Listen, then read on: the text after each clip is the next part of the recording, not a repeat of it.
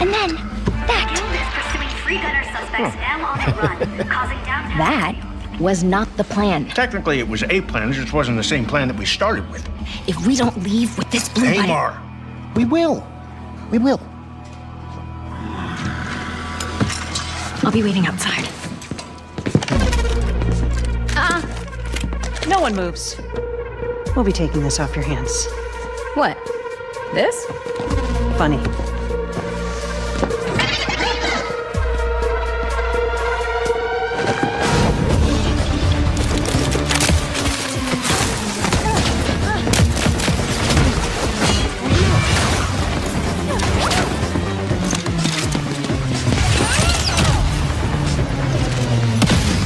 Slow them down a little for you.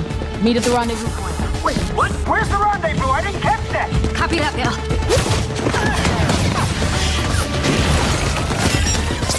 Shield out! Well played. You are wounded. Fine. They only got one of my legs. How are those hands?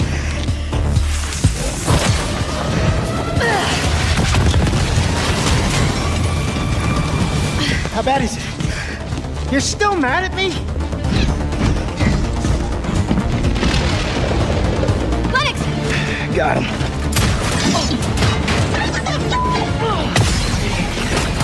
One off. This is you. Got it! I am developing a taste for destruction. Goodbye.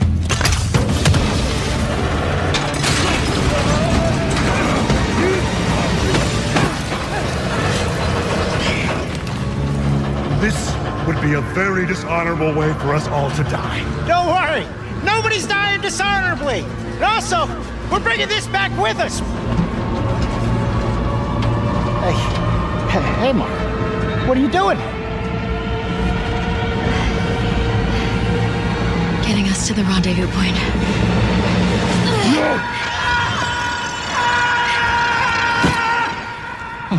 Perhaps we should have let go also. One off. Do not dare. But we were supposed to stick together. If you let go, would I never leave me. swear I will bring Oh, vengeance. look, there they are. What the? I am glad you avoided a dishonorable death. Almost dying is the best way to learn how not to die. Or something. I knew this was gonna work. This wasn't the plan. Well, it just wasn't the one we started with. All right. Another satisfied customer. Goods delivered. I sent everyone their cut. Ooh, yeah. So do you, like, carry it around with you for emergency bland situations or whatever? Hey, Mara. Don't joke about something like this. Our next job is somewhere with less I scaffolding. have no scaffolding. Zero scaffolding. I promise. We were apart for so long. I thought I'd never feel your fiery embrace again. You sound ridiculous.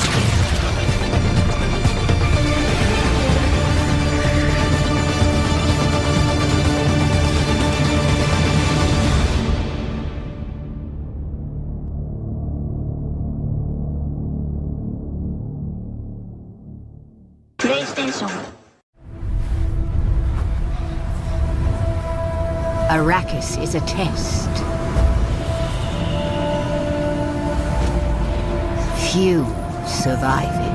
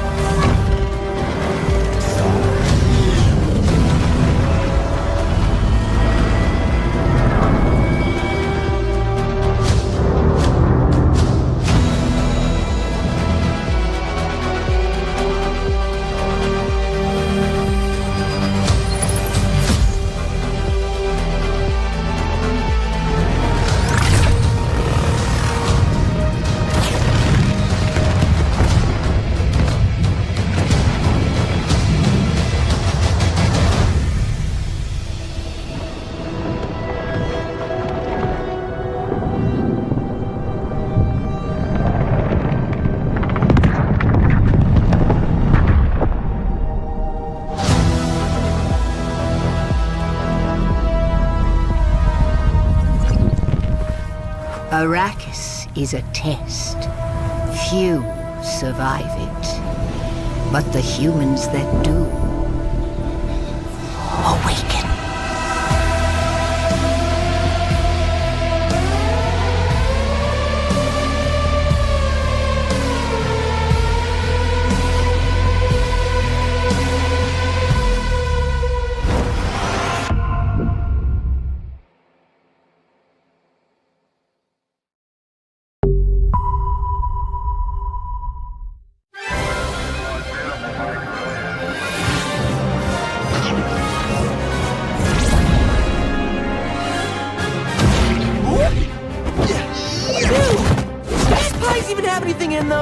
Certainly, this one's about to have you facing it. Your big good barrage is over, Rabbit.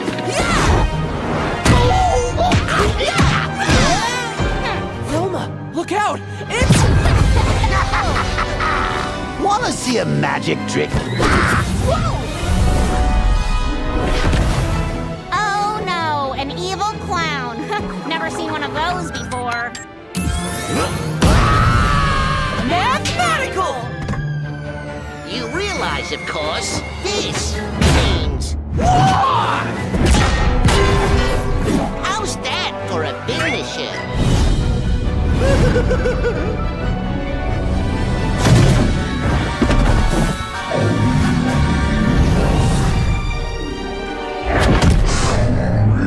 Oh, that's a cute little toy you got there. This is no toy, Earthling. It is an Acme Bubble Blaster. Isn't it, love? Hey now! It ain't polite to point weapons at a lady. You have made me very angry.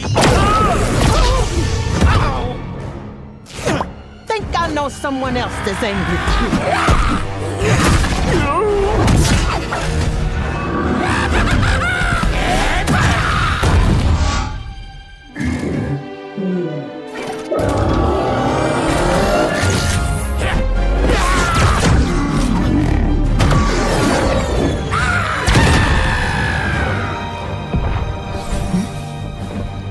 Sword, check. Shield, check. Thirst for battle? Always check. The only version of me I trust is me! Oh wait, no, not this one. Let's try... Sorry, Bruce, I'm not here.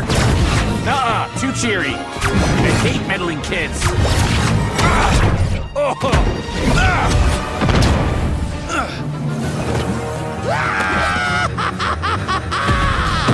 Surrender, Joker. You're outnumbered. I usually work alone, but for you, I'll make an exception.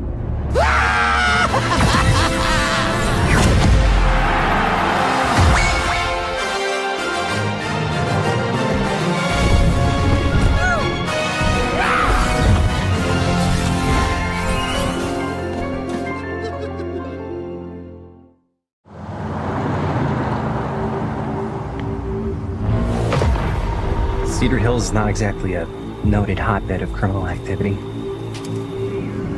What is that? That's not entirely true. There was that whole serial killer thing. Why do you hate Cedar Hills so much? You used to be like town mascot. Ladies and gentlemen, I present The Mill. You spend enough time in my line of work, you realize every place has got its demons. Thing that belongs to the boy you're looking for? You can't shoot a movie in here. This is a condemned steel mill, Mr. Rivera. I suggest you immediately vacate the premises. And you do not, under any circumstances, set 1 foot back here in the Cedar Steel Mill. Ever. Such a joy to see young people so passionate about the arts. Everything's all right. Either of you heard of Murder Mill? No! There was a whole string of disappearances. Kidnappings, really. Murders. So what was this guy's name?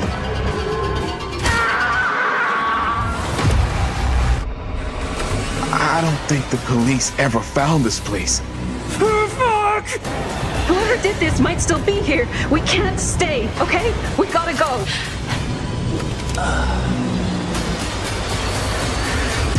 And cut.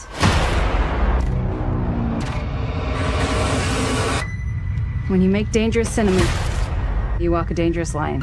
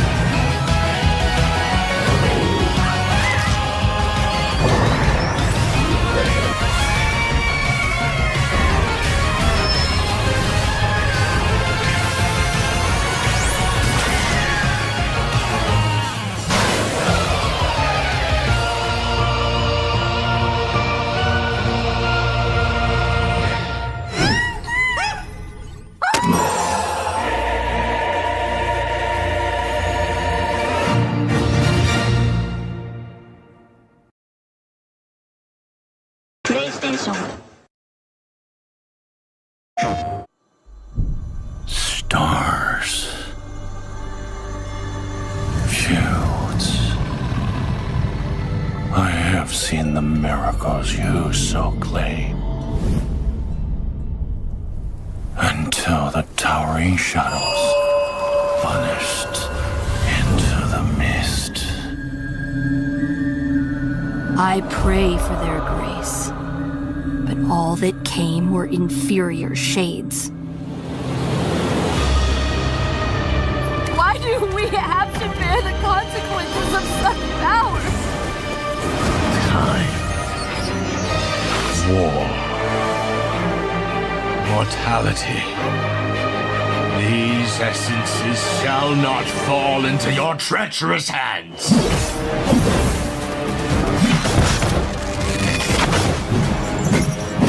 Wayward emissaries, grant us the forgotten miracles. Rain fire from above. This desolate land needs a sprinkle of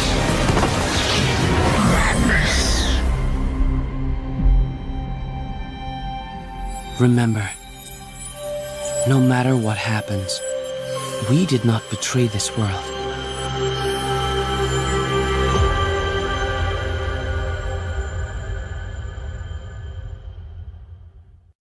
PlayStation.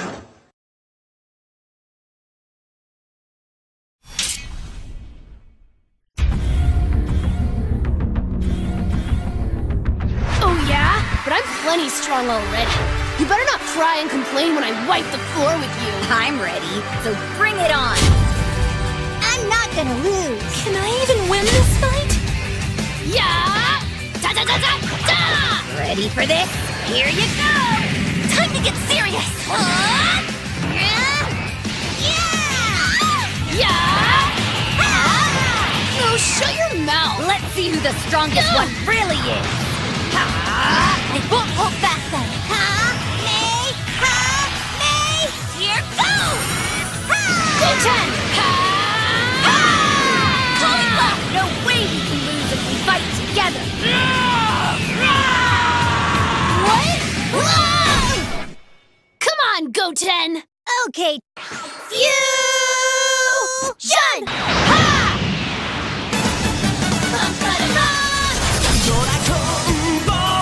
The Great Go-Tanks is here to take you down! I can do it! I'll show you what I'm made of! Your opponent is the one and only Go-Tank! Here we go! Take this! Ta-da! Rapid fire! Super donut! Super attack! Do you really think you can beat me?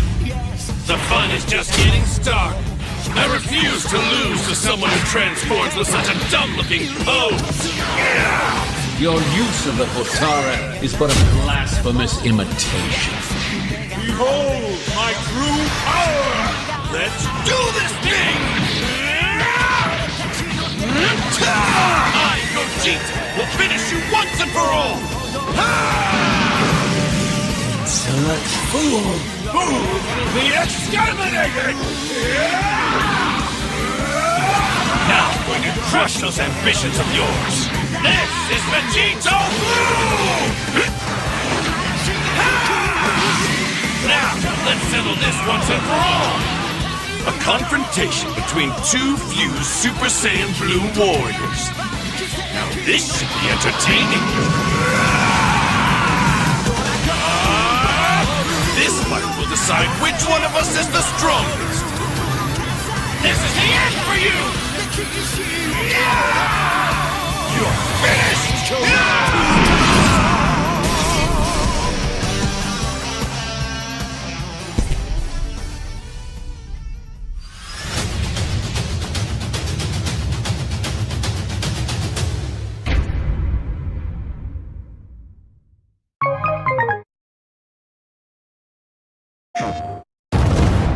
You seem like a calm and reasonable person. Are you? A calm and reasonable person.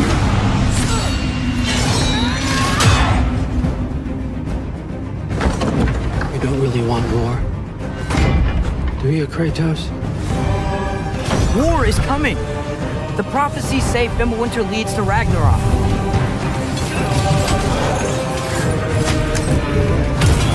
You will die, Kratos of Sparta. Death can have me. When it earns me. Odin's got tricks up his sleeve we haven't dared to consider. We have guests! They're too fast! Look out!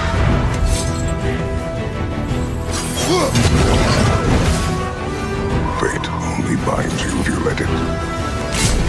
Do what is necessary. Not because it is written.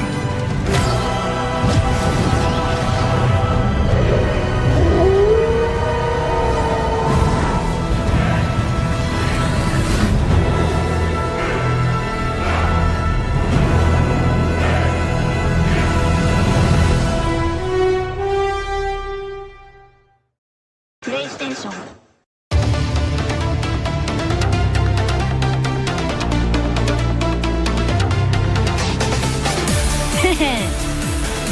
全力で行くぞ M ブラスク泣きべそかすなよ。強化試験を開始する。今期の私は一味違うからな。隙が多いぞ。はねえ行くぞテタ。レア来なさい。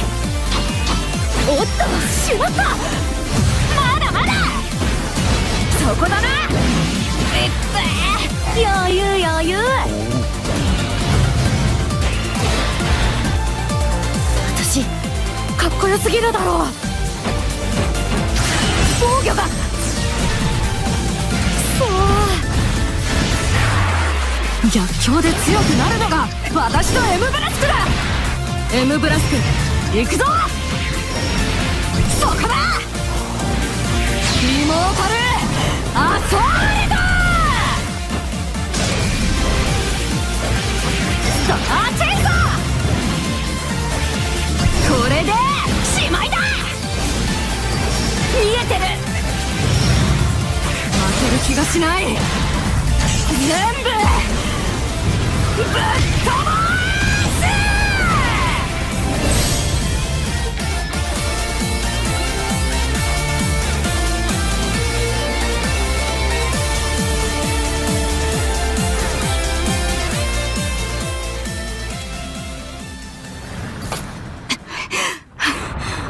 こんなになるなんて。Mankind knew that they cannot change society. So instead of reflecting on themselves, they blamed the beasts, heaven or hell.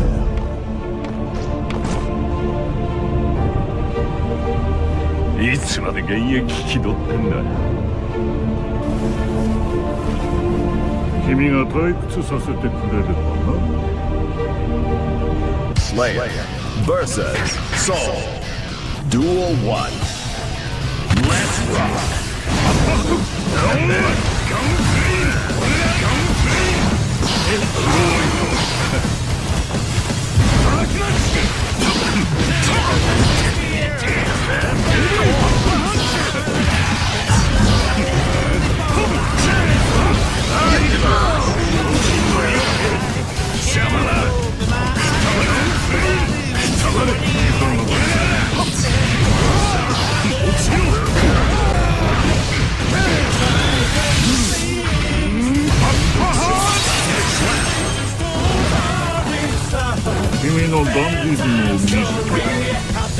Slayer wins. Duel 2. Let's rock.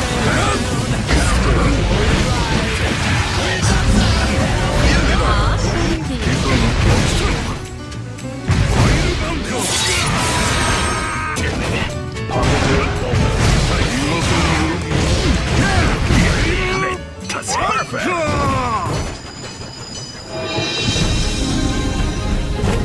民不及つわものどもがオーバーキル。ダンディ Slayer wins. Mankind knew that they cannot change society. So instead of reflecting on themselves, they blamed the beasts, heaven or hell.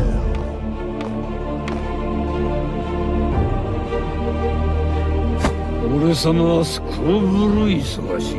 分かってんのか。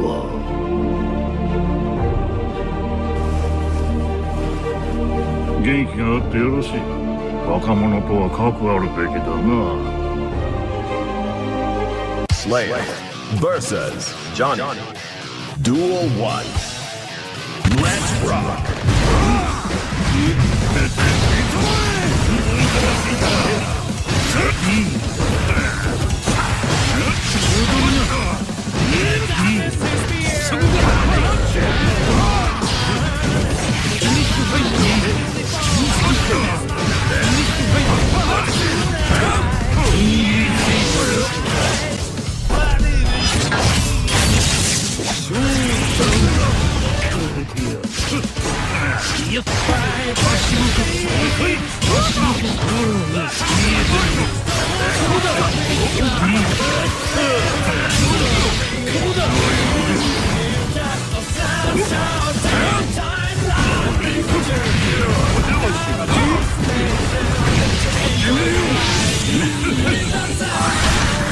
兵器を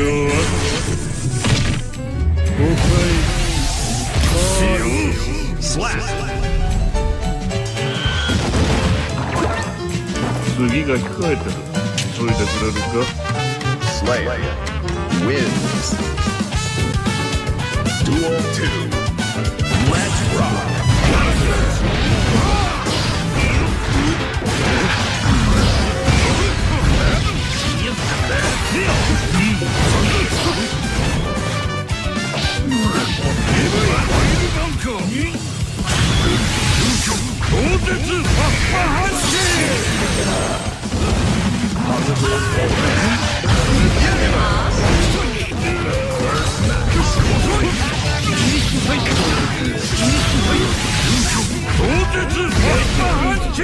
Slap.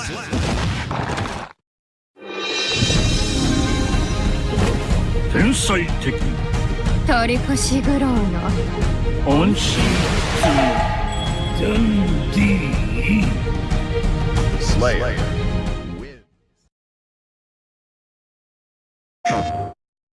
Hey, you! I want you to build your ultimate Gunpla! Welcome to Gundam Breaker 4! Here you can build, battle, and show off your Gunpla. Fight and break off parts from your enemies and add them to your collection. Customize 11 individual parts on more than 250 base kits, and that is the most ever! There's so many new Gunpla! The main mobile suit from The Witch from Mercury! The only mobile suit to best the area! You know you want it! The Yusei Fudo's custom Gunpla! Hathaway Noah's mobile suit is as cool as it is big! And this new Gundam based on a real Gundam statue! With more Gunpla, the possibilities for customization are endless! And this also includes the new SD Gundam! Woohoo! Finally!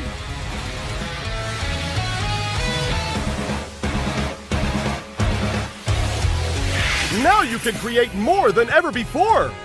With the new SD Gundam parts, you can really go wild!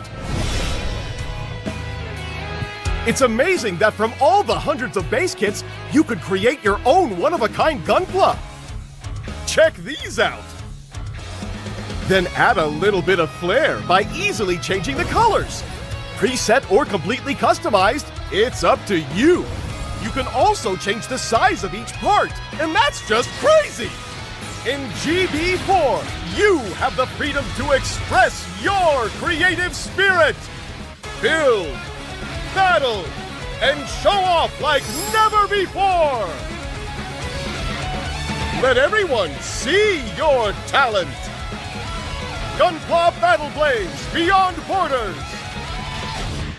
Gundam Breaker 4! Coming August 29th! Pre-order now!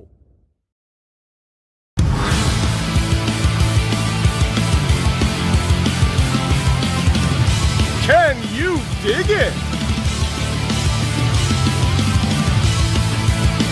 That's cool! Pre-order now!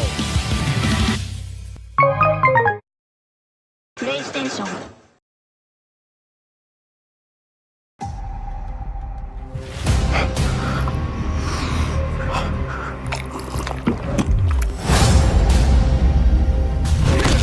You have chosen war with a god.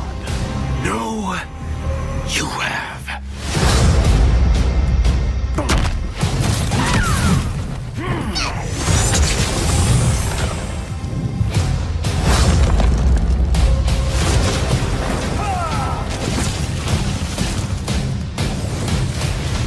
Fight.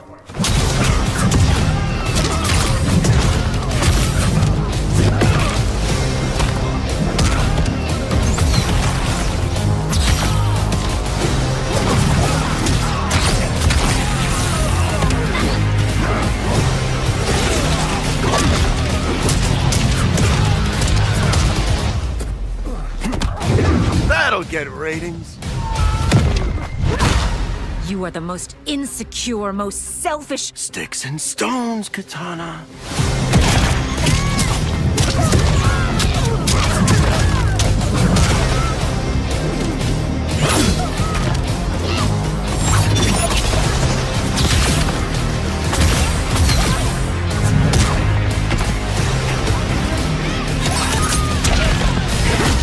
Everyone has a freezing point. Take your best shot, Frosty.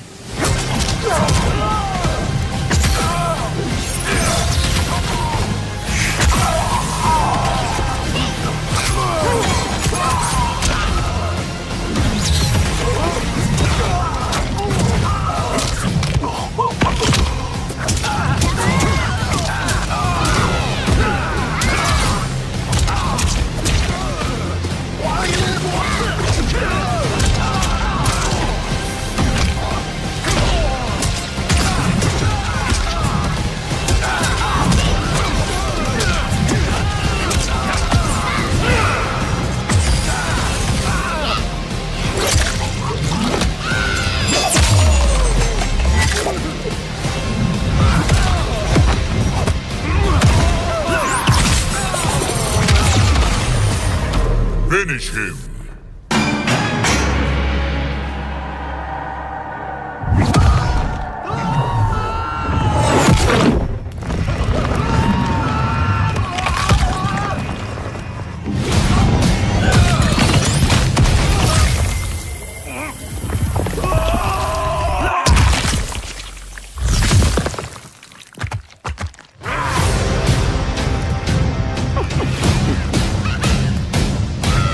Fatality.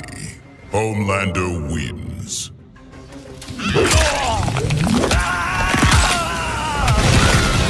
Flawless victory.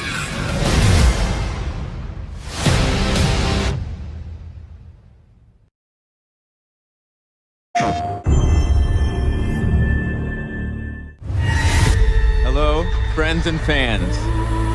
I'm super excited to welcome all my pals back to the annual Blackwood Winter Getaway. Oh, nice one. You can't hide from me, Michael. Oh, you're going down. Oh! Save tonight. It means so much to me that we're all still here together. Fight the break of dawn. I feel like someone's watching us. There's just no one out there. Let's make this one trip we will never forget.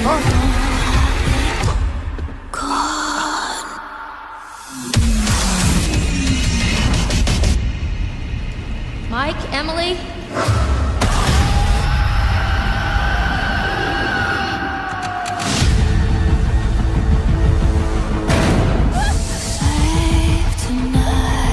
I was down there. You were? It was horrible. I don't want to make hasty decisions that get everyone killed. We should stay put right here until dawn. Jessica! You can't let me die!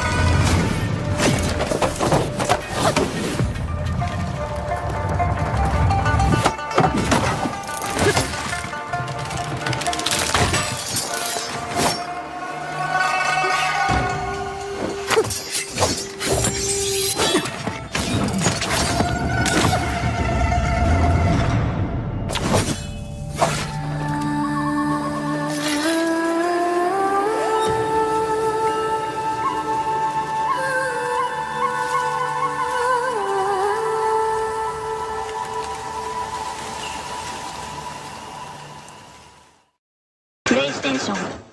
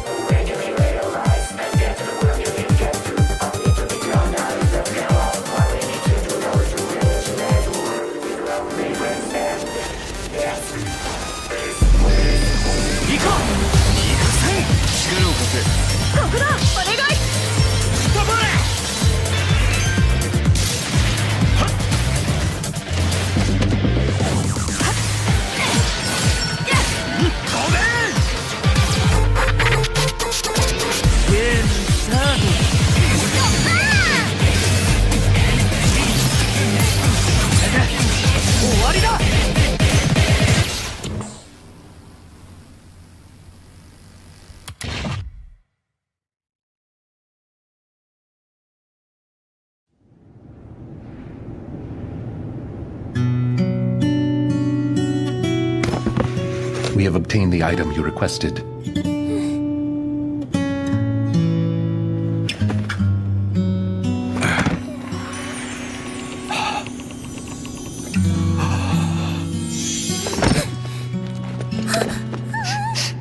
It seems this area requires further cleaning.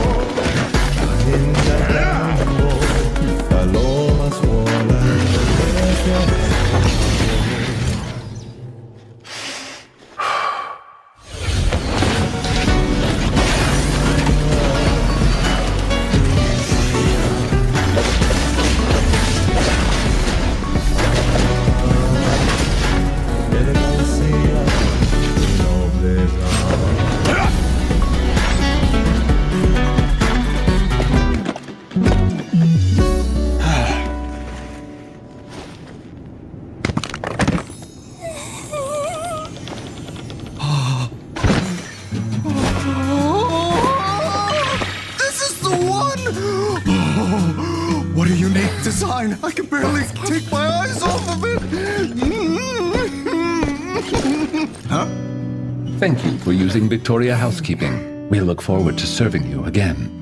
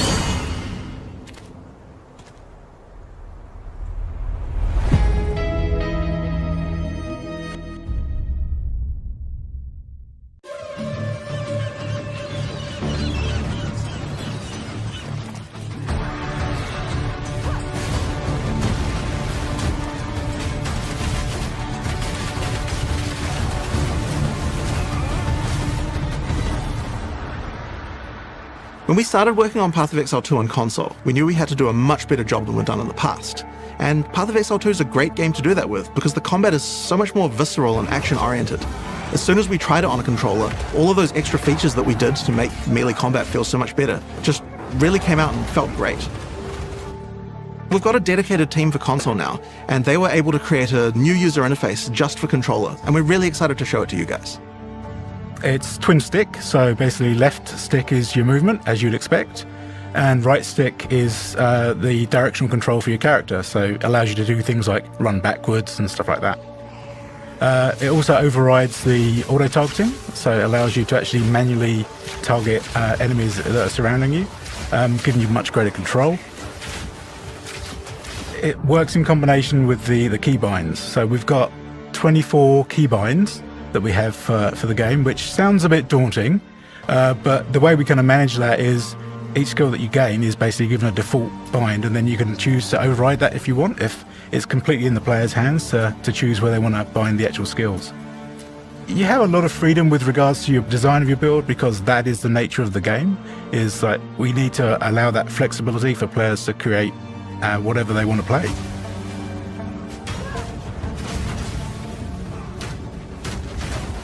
Inventory management for console, we've basically redesigned the whole menu system specifically for console. It's full screen.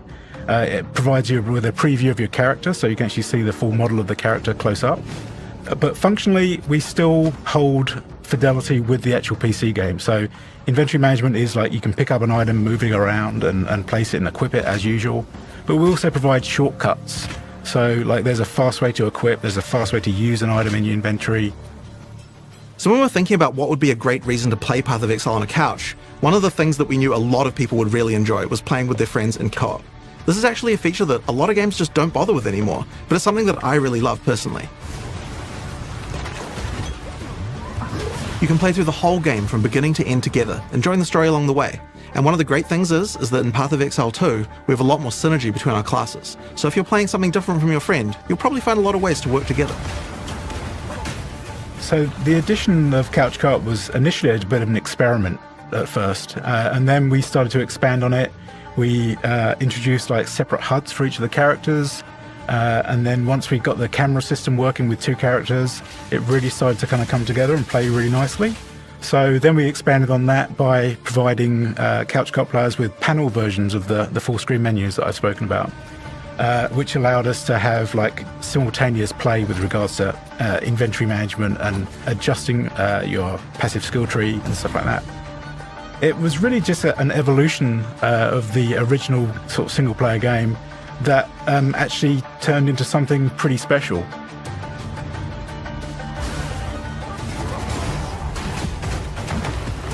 So logging in with Couch Co-op is pretty straightforward. Like you log in as normal with single player, and then you can choose to log in second player as a guest on that account. Or if you've got a friend who's a fan of the game as well, who also has an account, they can log in as a second player and have access to all of their content as well. So we've basically made it as flexible as possible to play any way you want to play. We're really happy with the addition of it, and it's available on console and on PC as well, so it's on all available platforms. I'd say it's like integral to the main game now. With Path of Exile 2, we're trying to introduce the game to a much larger audience, and that means that it's really important to make sure that all our mechanics are understandable. Path of Exile's kind of got a reputation as a game of complexity, and this is something we want to make sure that we're improving while also maintaining all the depth that we have.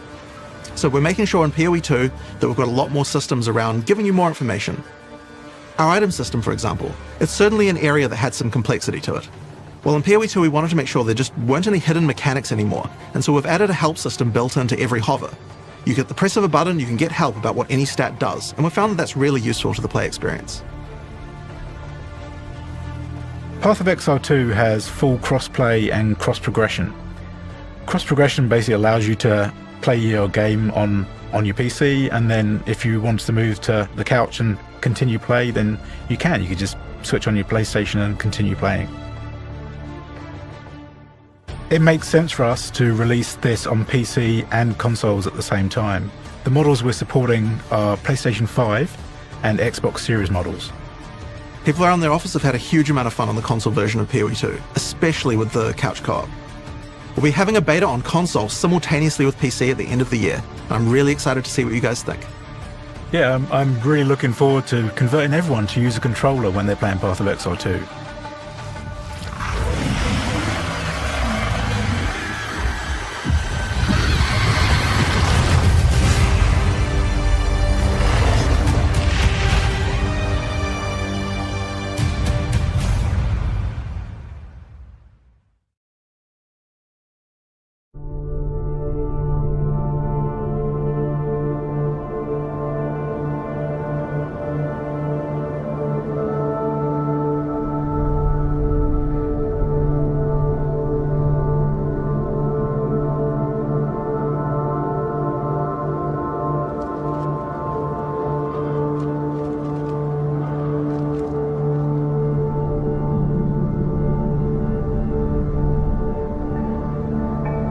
Our special place.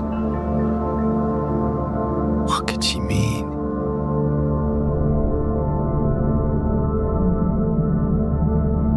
This whole town was our special place.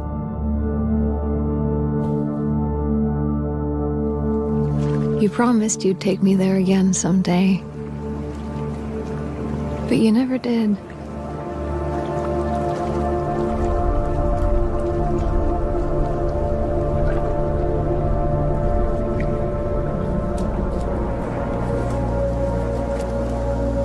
A letter. The name on the envelope said Mary. Mary died of that damn disease 3 years ago. Is she really alive?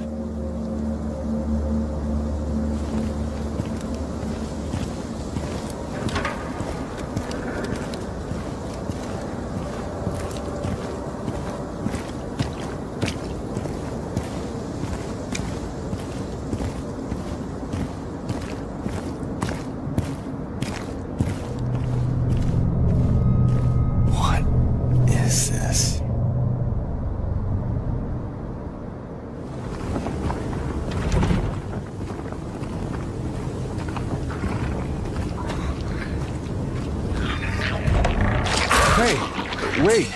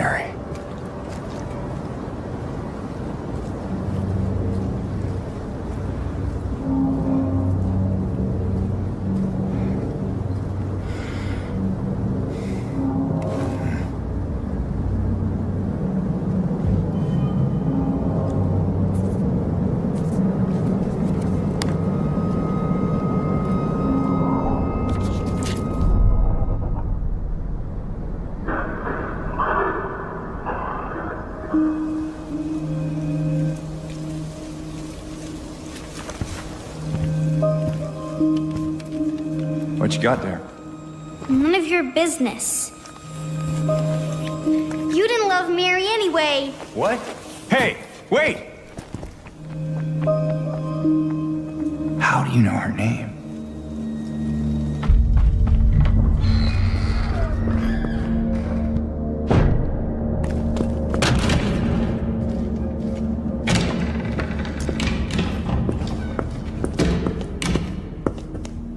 Where did she go? I don't know. Let's look around.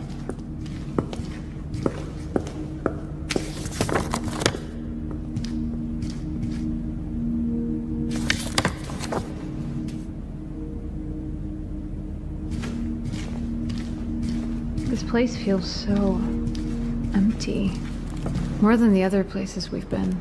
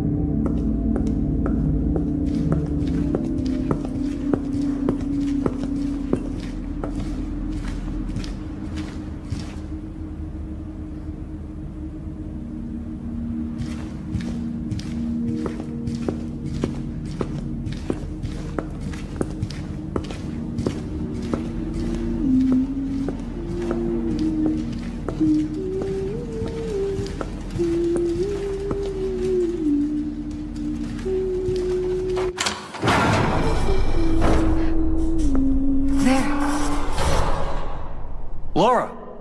Wait! It's okay. We don't want to hurt you. God damn it.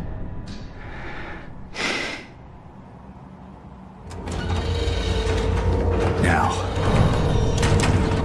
where is that girl?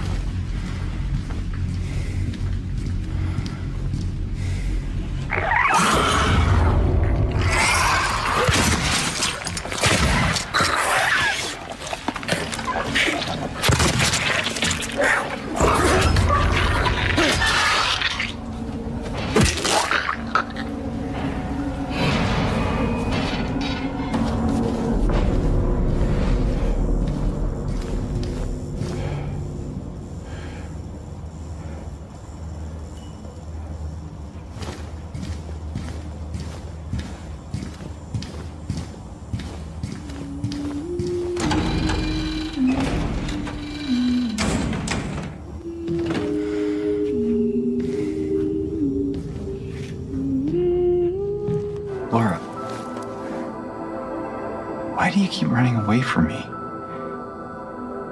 And how do you know about Mary? Mary's my friend. We met at the hospital last year. Stop lying. Laura, I'm sorry, I didn't mean. Fine! Don't believe me! See if I care! Hey! Let go! I'm sorry, Laura, but I can't let you just run around this place. You might get hurt. Hurt by what? Look, just stay with me, okay? This is no place for a kid. Fine. But there's something I gotta get.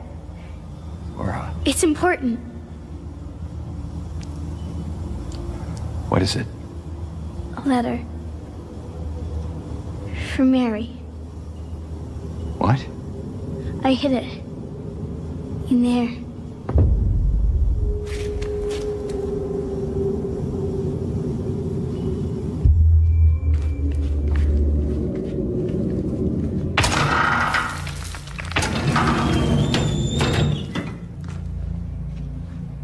You sure this is where you left it? It's in the back. Behind an old pipe. Okay, wait here.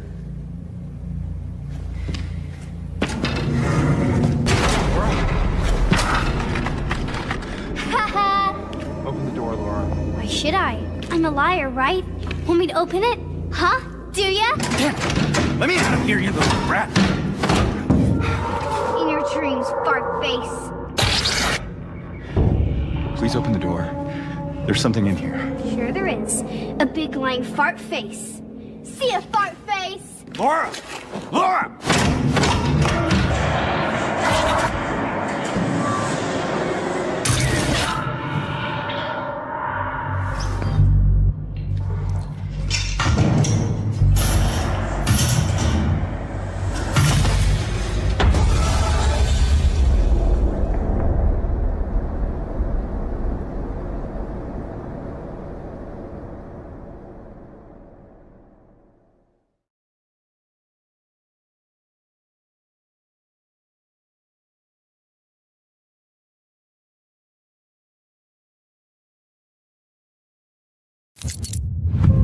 We kill it. We break the synaptic connection. They'd scatter like rats. And if you're wrong, if it's not there, I cannot afford to throw men after a hunch. Give me 2 squads. 3 Space Marines. That's all I can spare. Brief them immediately. Approaching drone zone. Thalassa, we are almost there. What is your status? Drop complete. Moving to objective. Acknowledged. Proceeding to relay. Thalassa on the march to take that high tyrant's head. Maintain Vox reports. Clear that wall-climbing scum! Death to all Xenos! Now we end this. I have been dying to carve up some Xenos.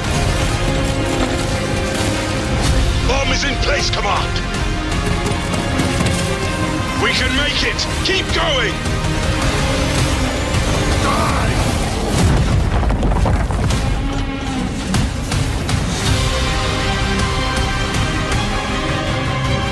The lights will guide us, brothers. Going to kill you soon enough, demon! Hold fast, brother! Withstand the heat and keep moving!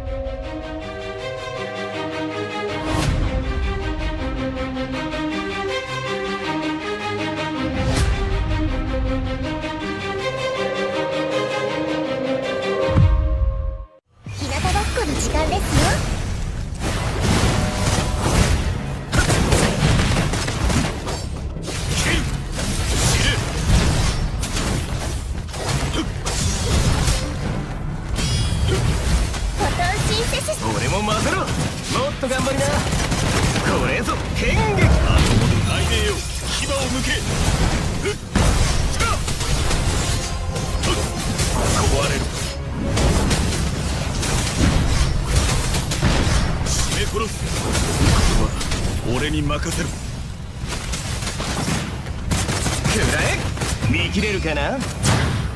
ターゲット確認。奇形も戦争に不可欠だ。今だ、知れ。痛いよ、飛んでけ。マジックはお好きかい。よっと、これぞ変撃。時期など無用。俺に任せろ。俺も混ぜろ。ああ、受けてみな。知れ。壊れる。金銭核を出す。それ。行くぜ。これぞ変撃。切る。奇形も戦争に不可欠だ。受けてみな。危ない危ない。惜しかったな。とっておきだ。ターゲット確認。気をつけましょうね。植物だって生きてるんです。ターゲット確認。痛みよ、我が身をまとえ。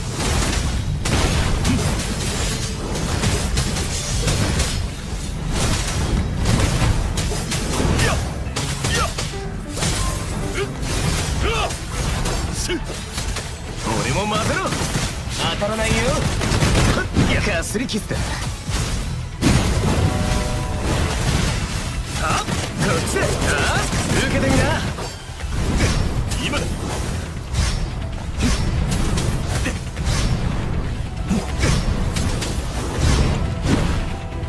切る。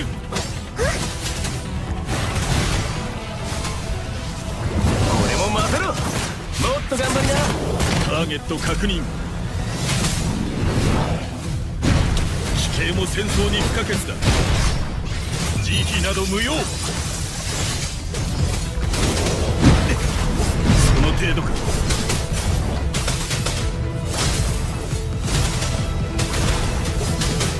切る。壊れる。俺も混ぜろ。当たらないよ。くらえ。パーフェクト。これぞ変撃。日向ぼっこの時間ですよ。知れ。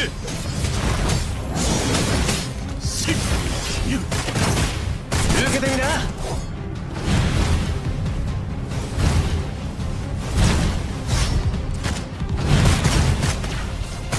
ああ、こっちだ。くらえ。任せてください。ボタンシンセシス。俺も混ぜろ。これぞ変撃。雷鳴よ、牙を向け。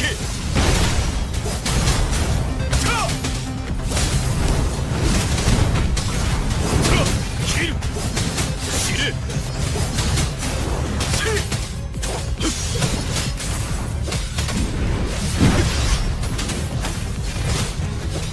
後戻りは許されん。金銭核を出す。痛いよ、飛んでけ。行きますよ。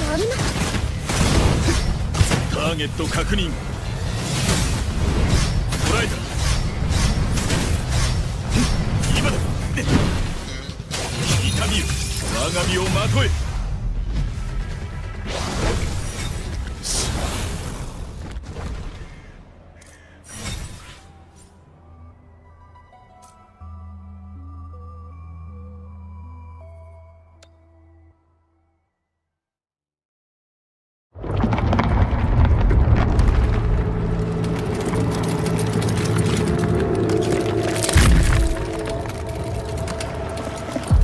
From the moment I first witnessed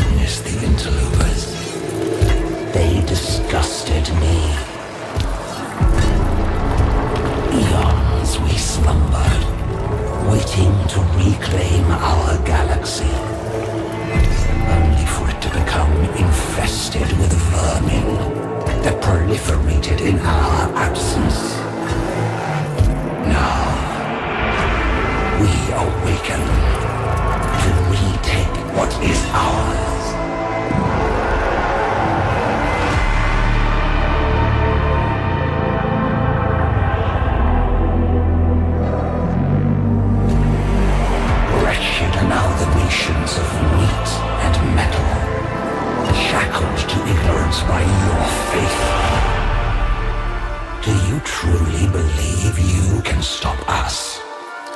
We who have shattered our very gods and enslaved them to our will. The stars were young when our empire was ascendant, and when the last of them die, we alone will remain. For we are immortal.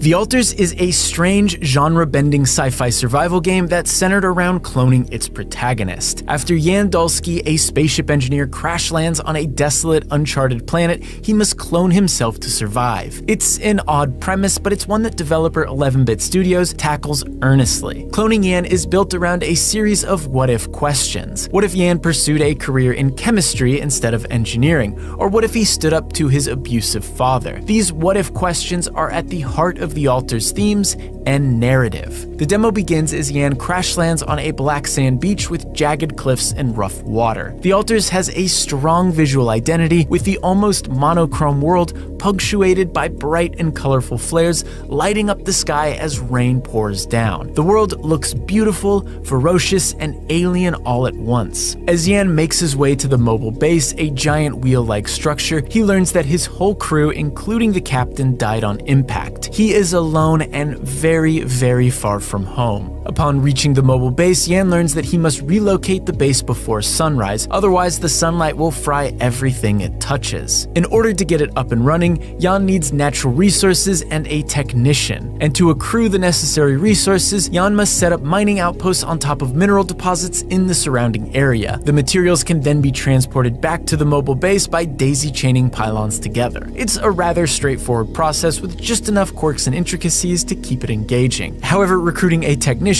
is a bit tougher considering Jan is on the planet all by himself. This is where cloning comes in. Each time you clone Jan, you are presented with a timeline of his life, and you can create branches at key moments that result in different Jans with different personalities and skill sets. As you create more Jans, more game systems open up and your odds of survival increase. However, cloning Jan comes with its own set of repercussions that 11-Bit Studios seems eager to explore. The first alternate Jan you create is a technician, and when he finds out he's a clone living in a universe where his childhood did not exist, he's understandably frustrated and confused. Let's get one thing straight.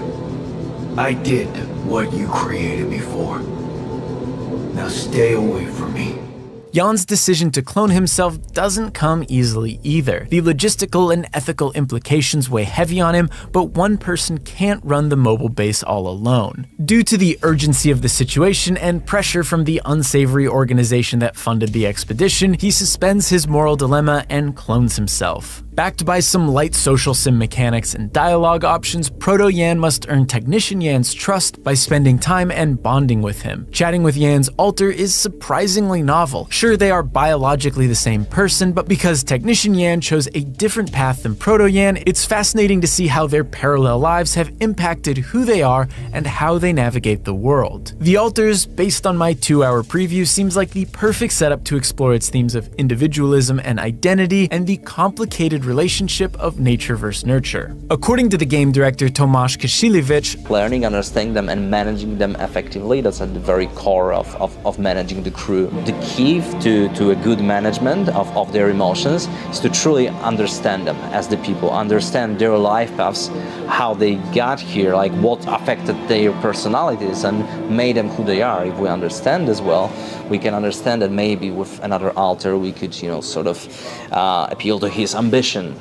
Maybe with another one we should be more empathetic because that's what matters to him. While not every Jan will be as frustrated as Technician Jan, many of them will have their own flaws and insecurities that Proto Jan must navigate. Sometimes that's through dialogue, and other times it's by creating a Yan that can complement and uplift another. It's tough to say how deep these social sim mechanics go, but considering how many genres 11-bit Studios is balancing, a bit of restraint may go a long way. Too much sim management might muddle the experience, and too little might make it feel superfluous. After all, The Alters is a survival game first and foremost, and most of my time was spent outside of my ship exploring the planet. Like many survival games, much of your time is spent harvesting materials, building structures, and researching new technologies. However, The Alters' survival mechanics aren't as freeform as something like you might see in Grounded or Valheim. The mobile base, at least in the first few hours, only moves for plot reasons. This means that players will likely experience the world in a similar manner, explore the same areas, mine the same resources, and inhabit the same sections of the map. While this may turn some survival fans off, this linearity feels intentional. It's clear that 11-bit Studios has a story it wants to tell, and this linearity seems to facilitate that narrative. Unlike other survival games, The Alters seems to have a definitive ending with clear goalposts. Build up the mobile base enough in order to fly back home. If anything, the gameplay diversity lies in its management sim mechanics. After you unlock the Technician, a handful of different alters become available, and as long as you have the resources, you can create whichever Yan you think is most helpful. From there, you can choose which technologies you'd like to prioritize, which alter is working on what, and how you'd like to arrange and upgrade your ship and its various modules. As you create more alters, you'll need to build more facilities to appease the growing demand. I don't know. Maybe it's got something to do with sleeping on the floor? Oh, I hadn't thought of that. Of course not. You have your cozy captain's bed.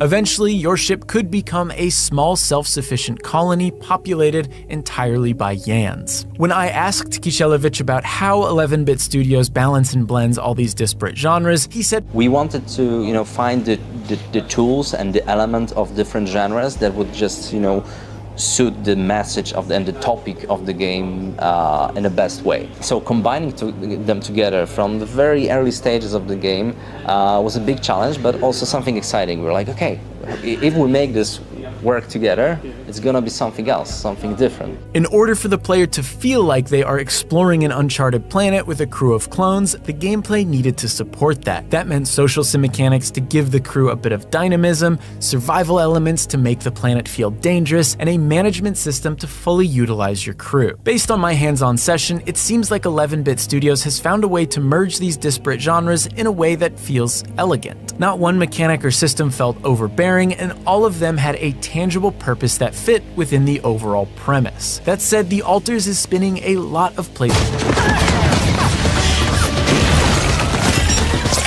Shield out! Well played. You are wounded. Fine. They only got one of my legs. But how are those hands?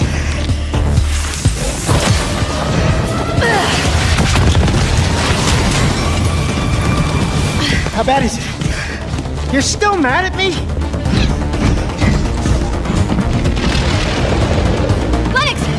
Got him.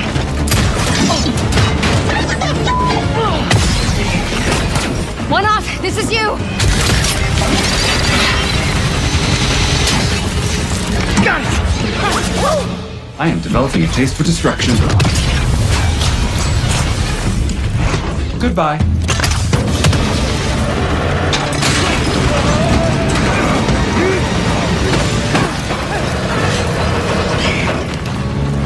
This would be a very dishonorable way for us all to die. Don't worry. Nobody's dying dishonorably. And also, we're bringing this back with us. Hey, Mark. What are you doing? Getting us to the rendezvous point.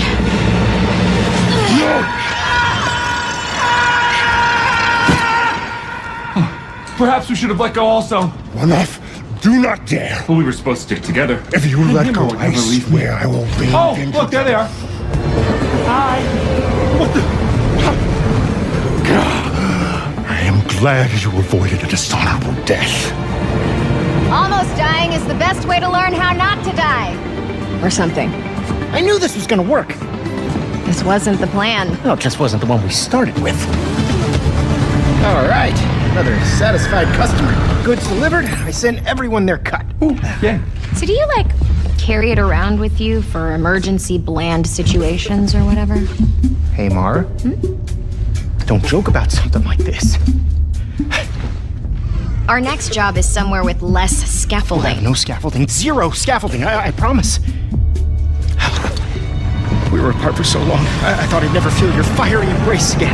You sound ridiculous.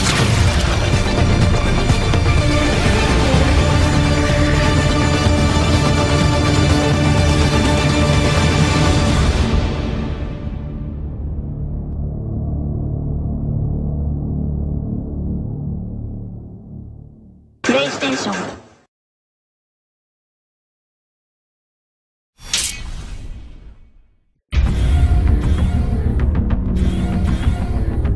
Oh yeah?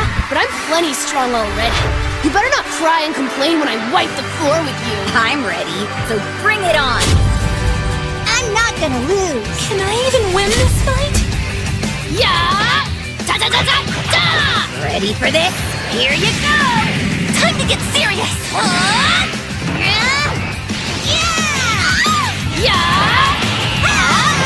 Oh, shut your mouth! Let's see who the strongest one really is. I won't hold back then. Me! Here goes! Go 10! Cauliflower! No way we can lose if we fight together. What? Come on, Go 10! Okay. Fusion!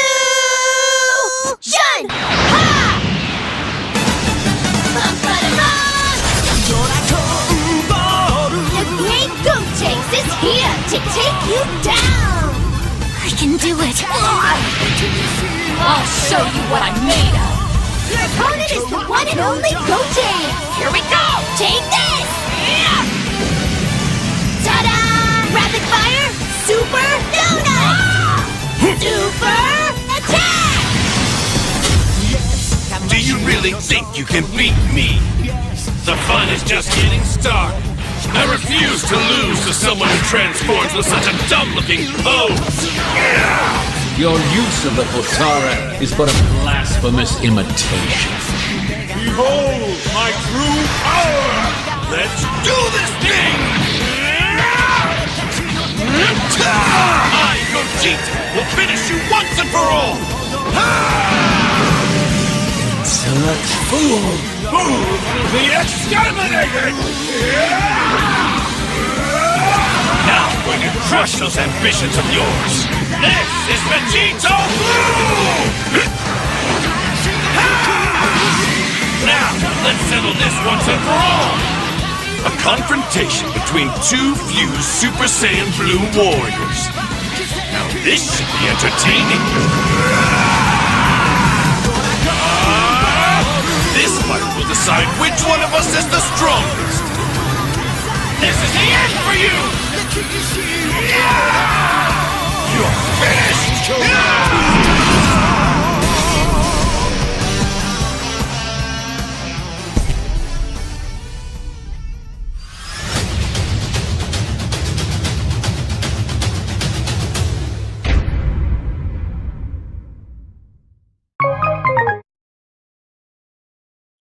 Peggy 16.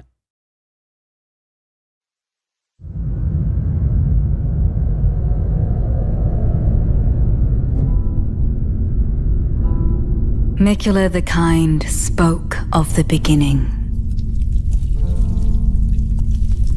The seduction and the betrayal.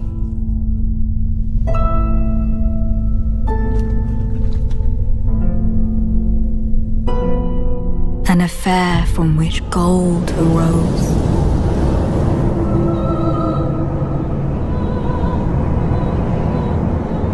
And so too was Shadow born.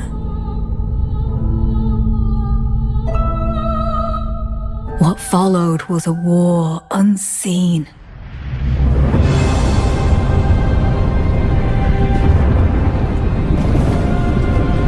One that could never be put to song.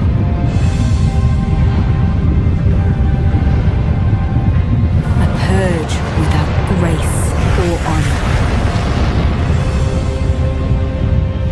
The tyranny of Mesmer's flame.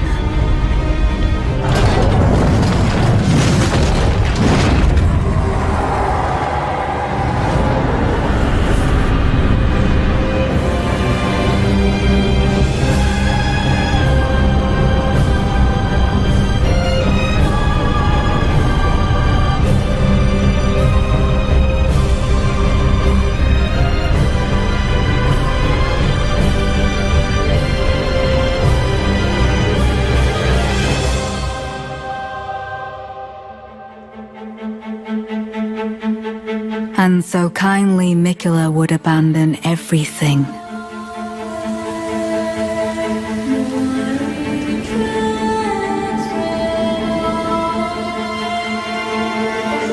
His golden flesh, his blinding strength,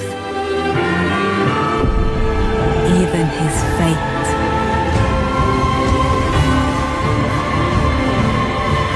But we are not deterred.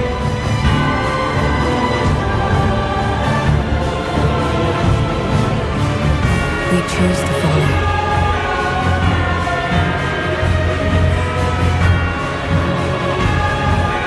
Will you walk with us?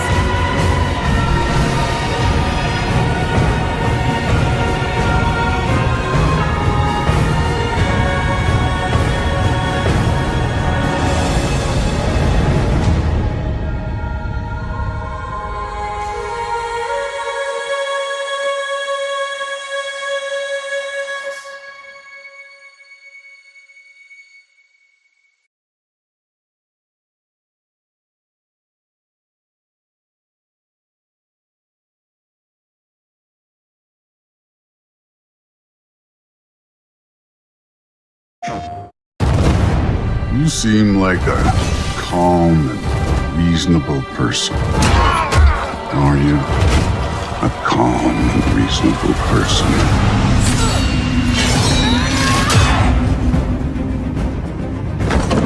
You don't really want war, do you, Kratos? War is coming! The prophecies say Fimbulwinter leads to Ragnarok.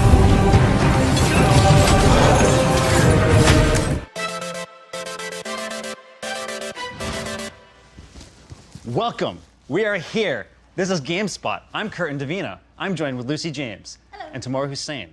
And this is the pre-show for SGF, Summer Game Fest, the time in which we all come together in the summer, in the heat of LA, in the humid days and the fogginess that we hear, and we come into my grandmother's basement in which we get to talk about games.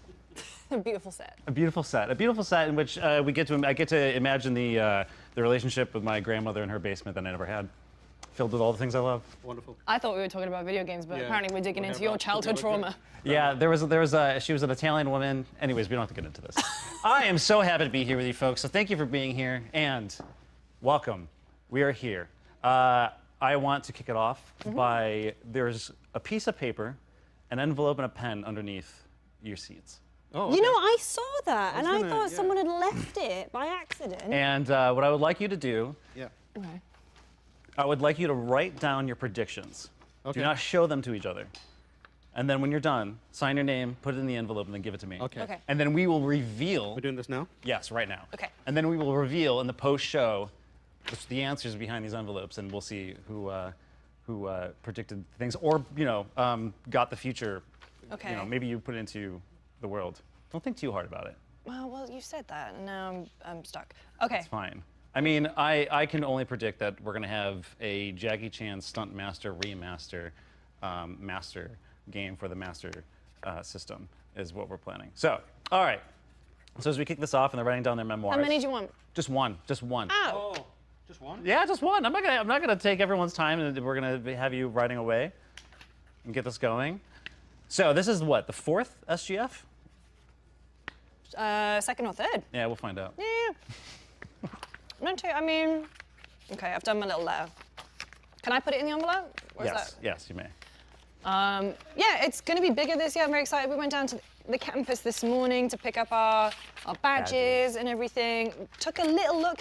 The campus is much bigger. Thank you. Like, it's the area that it is usually in. There's like the first year they had a couple of the buildings, and then it's like they discovered some kind of map stone or something, because then the next got unlocked last year, and then this year. And they level up again. Yeah, so yeah, now yeah. It's open again. SGF really is a base building exercise, and yeah, we've unlocked a bunch of the Thank you very much. downtown Los Angeles location. I'm very excited.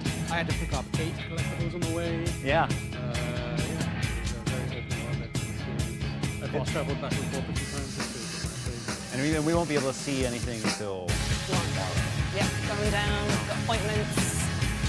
But also, we will be here tomorrow and Sunday having interviews with developers while some people are down there doing thumbs on consoles. And if you hear a leaf blower, just know that we're just in a wild place. It's the grandma's basement. What do you want? Yeah, grandma is doing stuff out there. So, Cam. Yeah.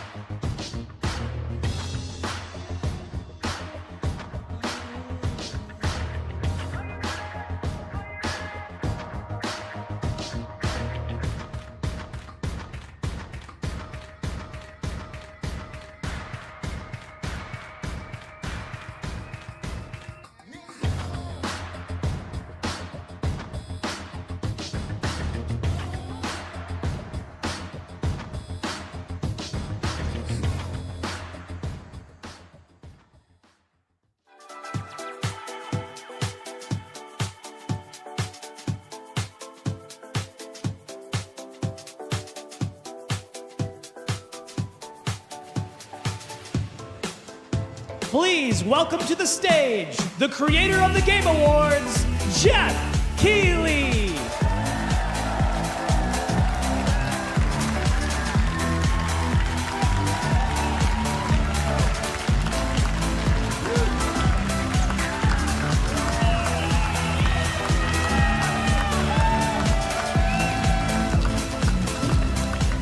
Hello, everybody. Welcome to Summer Game Fest 2024. You ready to see some video games? We are so thrilled to be here with you, and this is a showcase of what's next for games live from the YouTube Theater here in LA.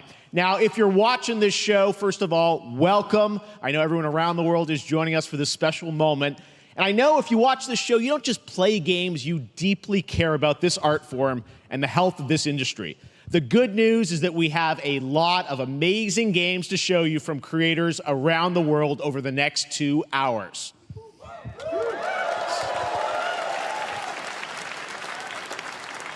But let's also face it, this has been a tumultuous and difficult year with company layoffs and studio closures, which have disappointed all of us. But there's also something else happening. Our industry is evolving and changing. And thanks to digital distribution, smaller teams and new creators are finding incredible success. Take a look at this list from Game Discover of the top 10 best-selling new games on Steam so far this year. 2 of them are considered, big company games, but the other 8 come from indie, mid-sized teams or solo developers. I look at this list, it's pretty cool, right? And I get inspired that new ideas, new teams, and smaller creators can and will break through.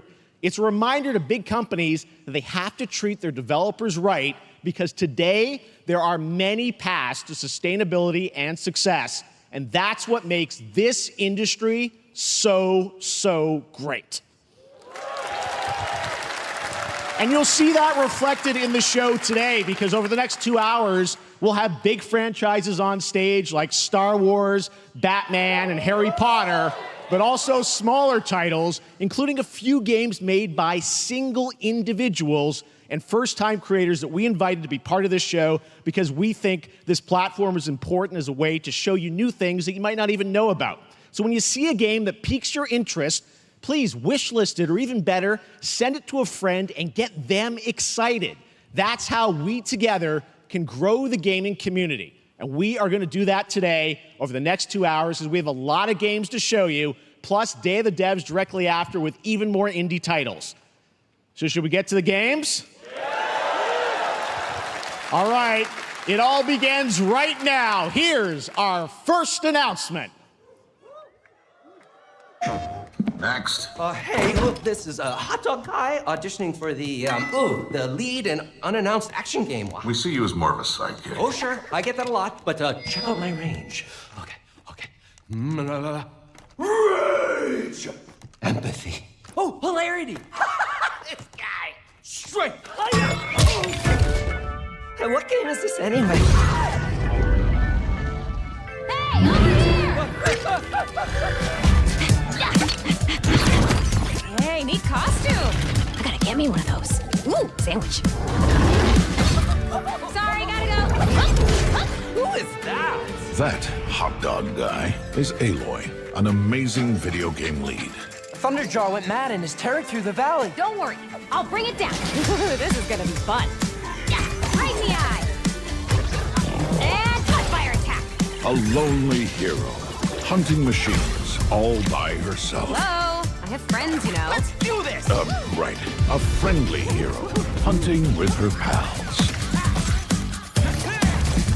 Oh, hey, whose side are you on? Exploring, Wow, what is this place? collecting all the shiny things, Woo, money! and making a home.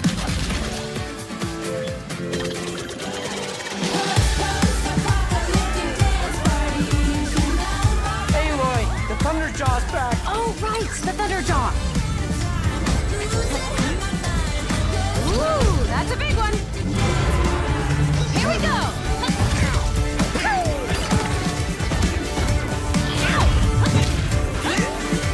Down you go. Woo, better get a snack. Oh, you want mustard on that? Ah, is that the bud? I'm good.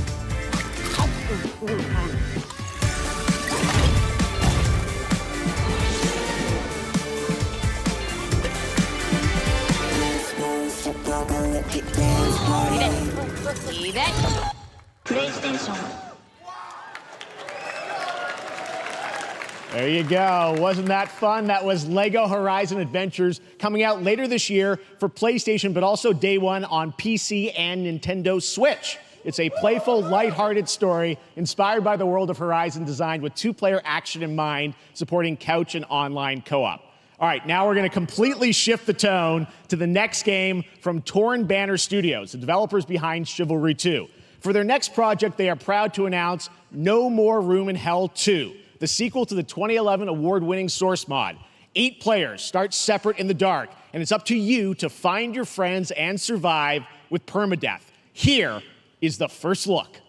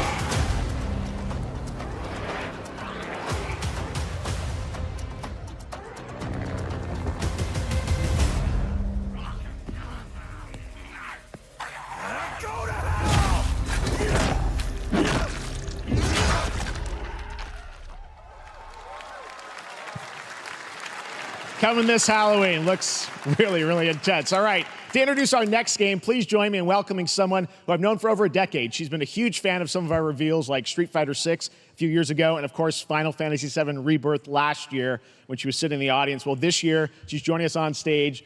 We're thrilled to have her with us. Please welcome Curious Joy.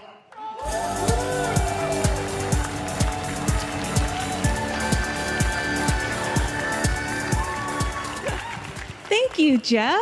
Hi, everyone. I am so excited to be here at Summer Game Fest. I'm here with you today to share some even more super fun trailers. So let's get straight to another world premiere.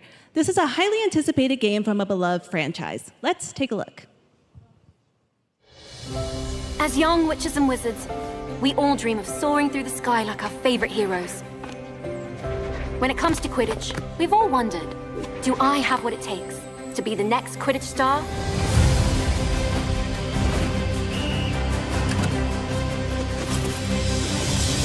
To beat your toughest opponents? To keep your composure in the face of adversity? To chase your dreams at any price? To seek glory for your team? No challenge is too great. No dream is too big. So ask yourself, do you have what it takes? Do you have the heart of a Quidditch champion?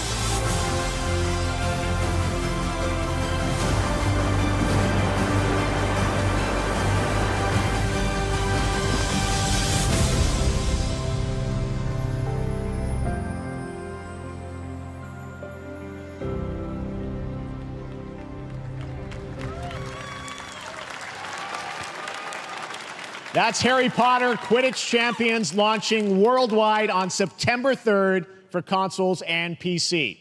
Now we move from the Potterverse to a brand new world. It hails from a single developer, Gavin Eisenbeis, up in Seattle, who has been making games all by himself for a decade. His last title, Choo Choo Charles, was a fan favorite, and he showed me this next game a few months ago, and I really wanted to debut it here. Get ready to backstab, race, or cooperate with up to 20 of your friends in Cuff Bust.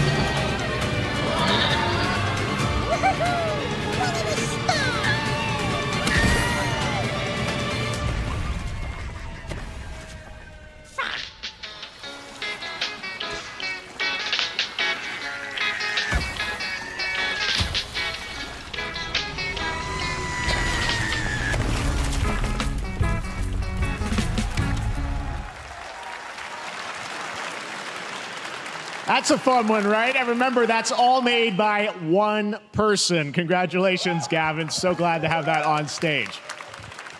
All right, next, one of this year's most anticipated games is Star Wars Outlaws, coming out on August 30th from Ubisoft and Lucasfilm Games, the first open-world Star Wars game where you live the life of a scoundrel. On Monday at 12 p.m. Pacific, you'll get to see a full gameplay showcase during Ubisoft's Forward event, streaming as part of the continuing Summer Game Fest events. But right now, we've got an exclusive new glimpse at the game, just a small taste of what's to come.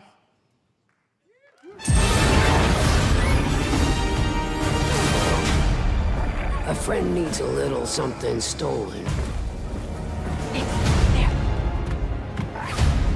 Let's raise the stakes, shall we?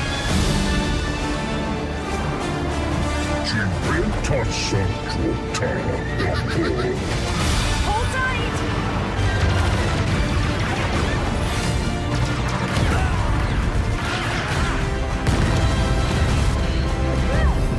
We should get moving.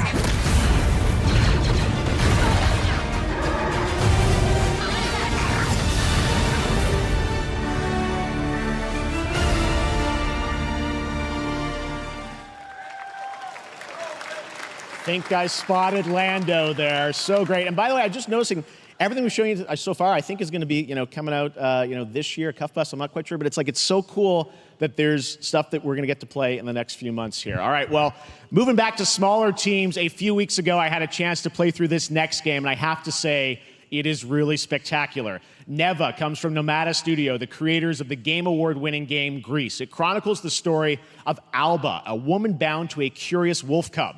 Here's your first ever look at the gameplay.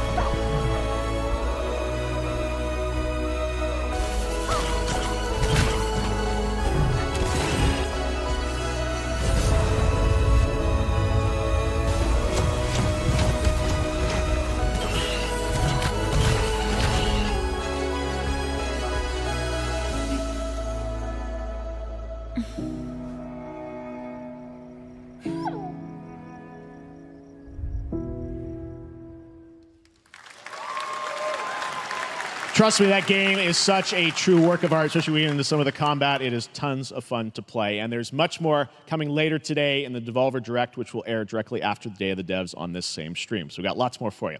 All right, next, it's time for our next game announcement.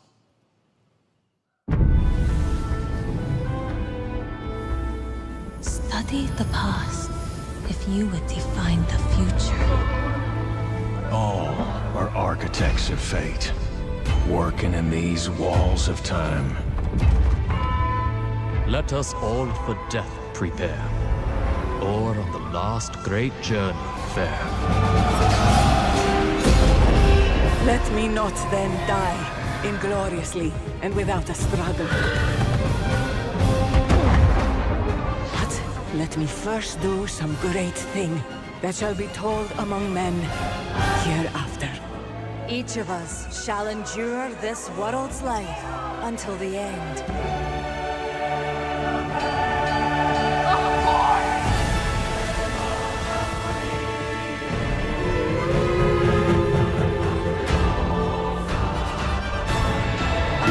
Your names shall not be lost. So it shall be. So it shall be.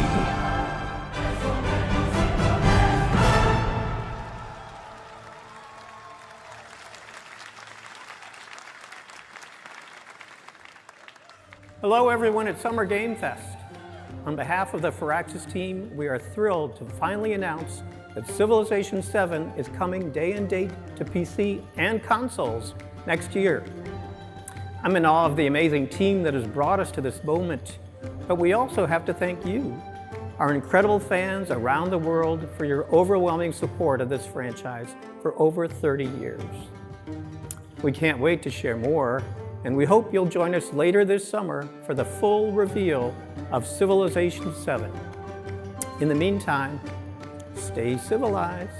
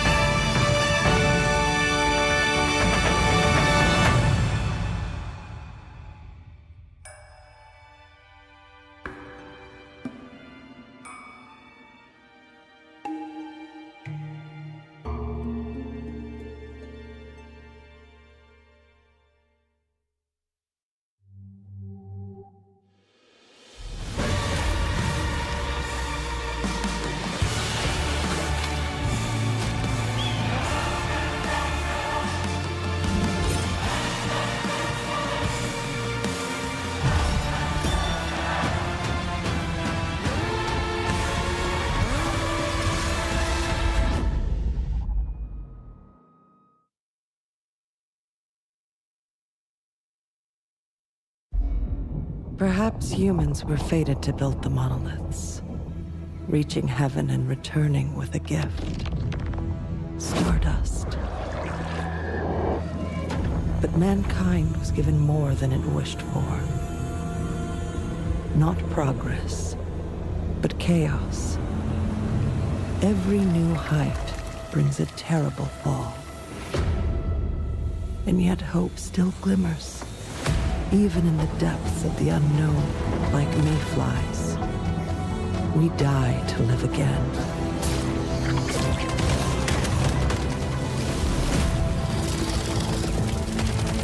The smallest creatures show the greatest resilience. Wherever we remain standing, we stand together.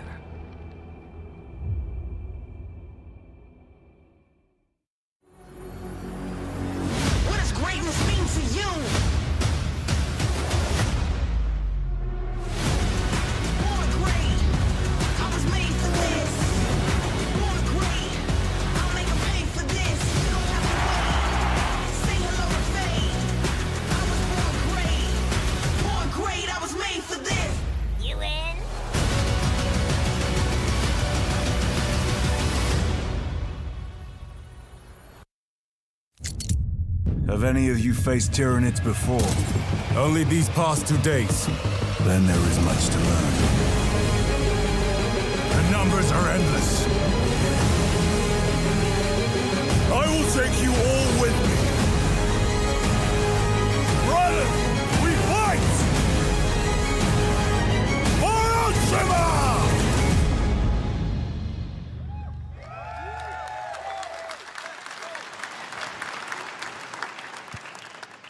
All right, welcome back to Summer Game Fest. We've got some amazing developer guests joining us throughout the show, and I'm very excited to introduce our first guests. They are legendary creators who are working on a brand new fantasy RPG Metaphor slated to launch this October. Please welcome the director and art designer of Persona 3, 4, and 5, Katsura Hashino and Shigenori Shojiba.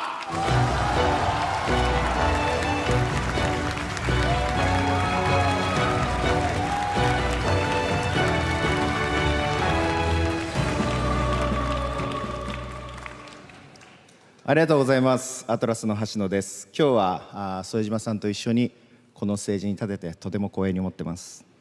Thank you, everybody. It is a pleasure to be here. My name is Hashino, and I am the director of Metaphor. It is a pleasure to be here with Mr. Soejima. このゲームはね、アーキタイプという他のゲームでいうところのジョブですね。その姿に主人公たちが変身して明日の未来のために戦うというとても熱い RPG です。This game is an RPG in which the party members transform into their jobs, which we call archetypes. These archetypes allow you to fight against your enemies. アーキタイプは誰もが持つ不安と向き合うことによって覚醒する力です。すべてのアートワークは力強さとオリジナリティを意識して描いています。その総数は40種類以上にも及び、経験を積ませると一部のアーキタイプは進化することもできます。Archetypes are the embodiment of power born from the will to face your fears and anxieties. We gave it our all to instill each and every archetype with a feeling of strength and uniqueness in each of their designs. In total, there will be more than 40 types of archetypes available in the game. These archetypes can gain experience and even evolve. Some of them can evolve into stronger versions. メタファーはアトラスの RPG、我々が作ってきた RPG のノウハウをすべて結集させて作っています。とても大きなボリュームのゲームです。今日はこのアーキタイプをテーマにした最新のトレーラーをお持ちしました。ぜひご覧になってください。ありがとうございました。So we are pouring all of our acquired expertise into this game to make it as exciting as possible. In fact, we've even brought our latest trailer today, which is centered around the topic of these archetypes. Thank you very much, and we hope you enjoy it. It is said that we all have inherited heroic virtues deep within us. The reality is,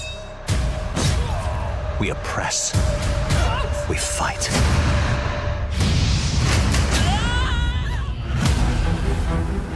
A great evil flows through this land. You have found a way to wield true magic.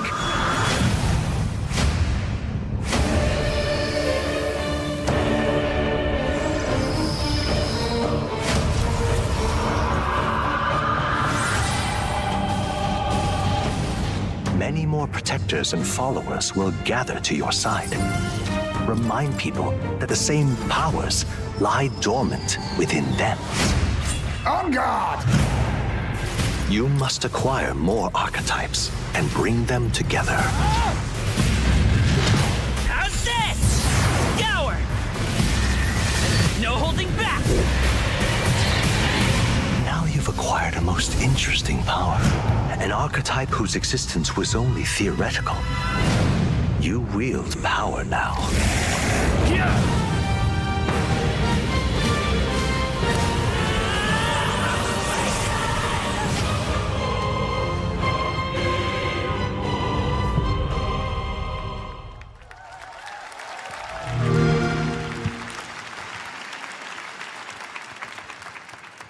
Such an honor to have Hoshino and Shojima with us on stage. Thank you guys, and for that deep look at the archetypes, such stunning visual designs. Now we're going to jump into the Arkhamverse. Batman Arkham Shadow is a MetaQuest 3 exclusive VR game coming later this year. As Batman, you face a new threat, the mysterious Rat King and his cultish devotees. Here's your first look at the story trailer for Batman Arkham Shadow.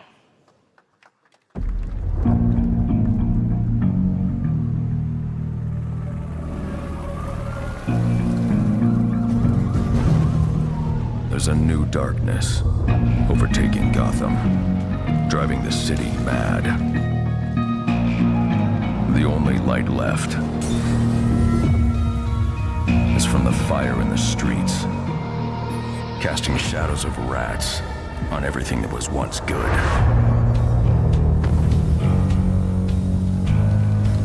Fear is their weapon. But they're not the only ones who can use it. The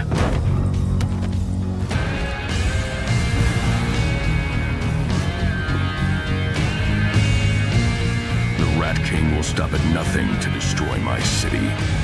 How far will I go to destroy him?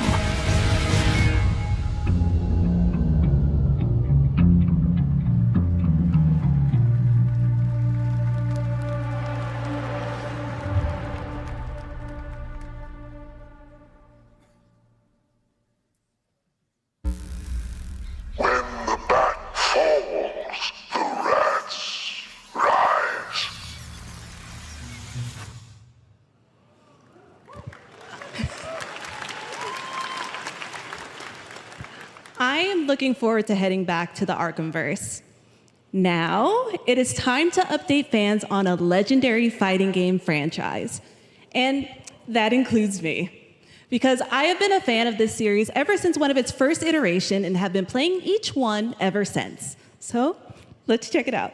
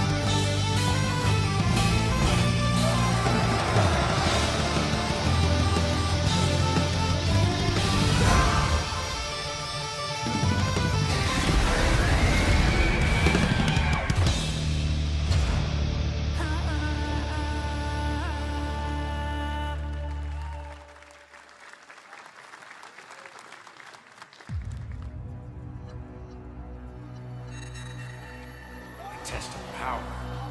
I guess we'll see. This will be when the true battle begins.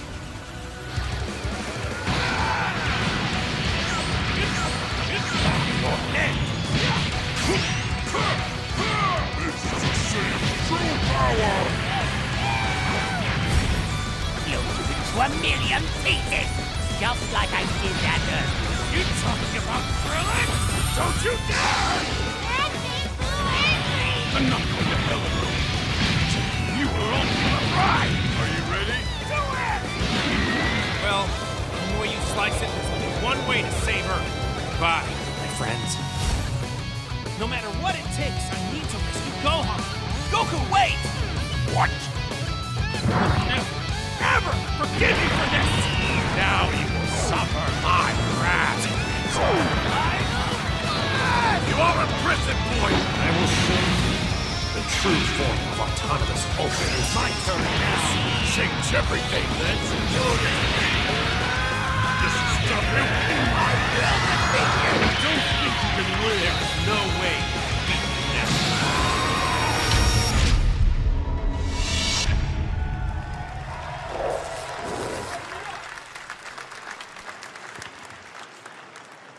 There you go, Internet. We got your release date for Sparking Zero, October 11th. Now we step into the world of Delta Force Hawk Ops, a free-to-play tactical shooter available to play on all platforms. Here's a look at their multiplayer FPS extraction mode. Team, rally up. We've got a new mission. Operation Lightning Strike. The situation at Zero Dam is now very serious, with conflicts escalating between Havoc Corps and Alsara Guard. It's time to take action. Objective: collect and decode the Mando Brick located at the tourist center at the southeast region. We need to utilize terrain for stealth insertion. Execute swiftly and silently. We're in position. Looks like someone beat us to it. We need to pick up the pace. Luna, clean the balcony. On your mark. Balcony clear. Go, go, go! Clear the area. Shield down. I'm going in. Shit! They've got a flamethrower!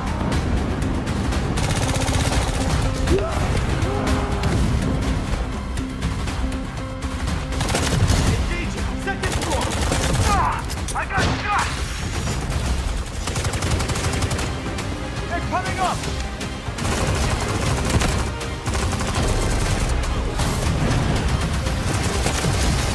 All clear. Prepare for decoding. That's all for mission briefing. The drill is over. Operation commences. Good luck.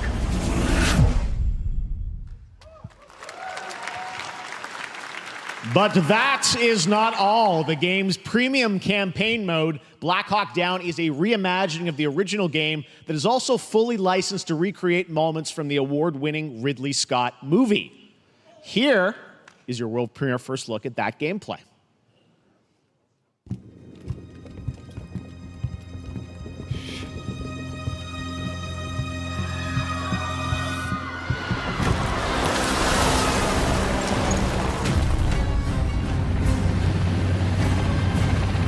Why are they burning tires? RPG! Hold on!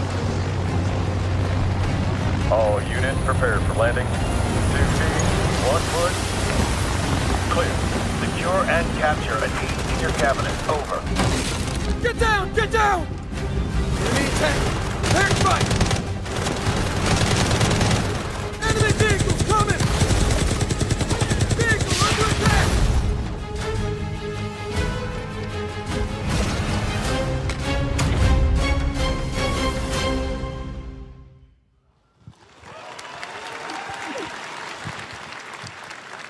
And now, I have an update for you on Fatal Fury: City of the Wolves.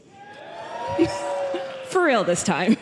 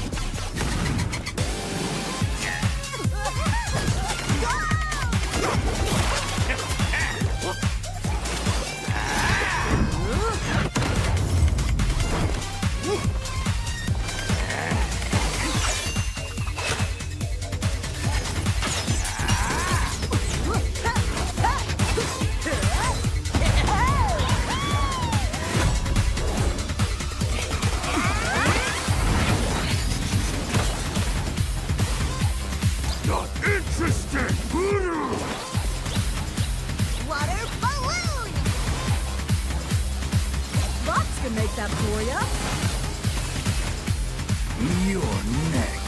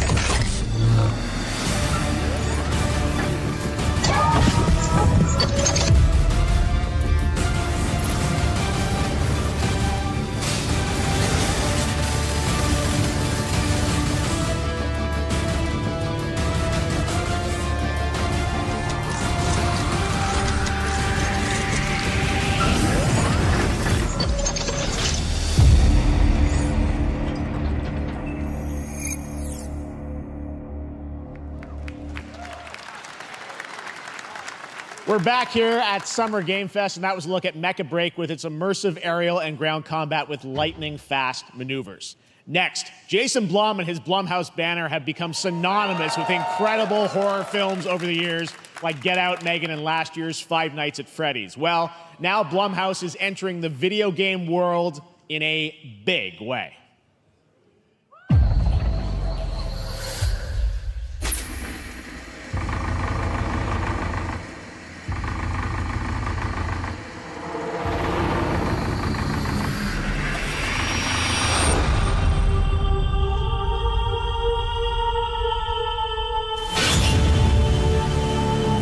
Dark times await us. Vengeance will take shape.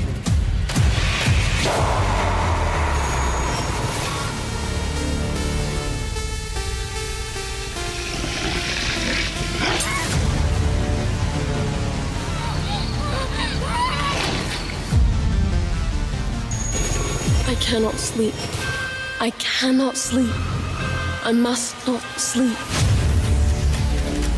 I am terrified to sleep, and I am scared to death to stay awake. Don't worry, Viv. If any ghosts actually show up, I'll protect you.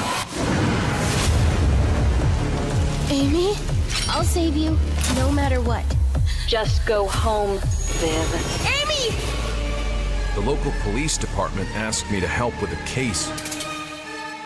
Why would they need a game designer? Should have some developer mode.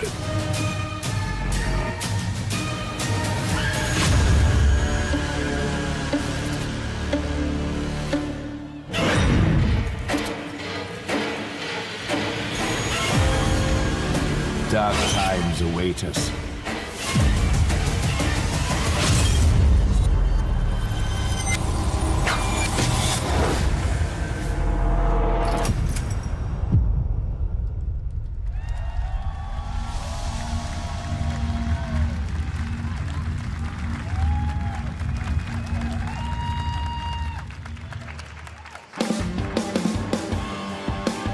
Please welcome Jason Blum, CEO and founder of Blumhouse, and Luis Blaine, creative lead at Blumhouse Games.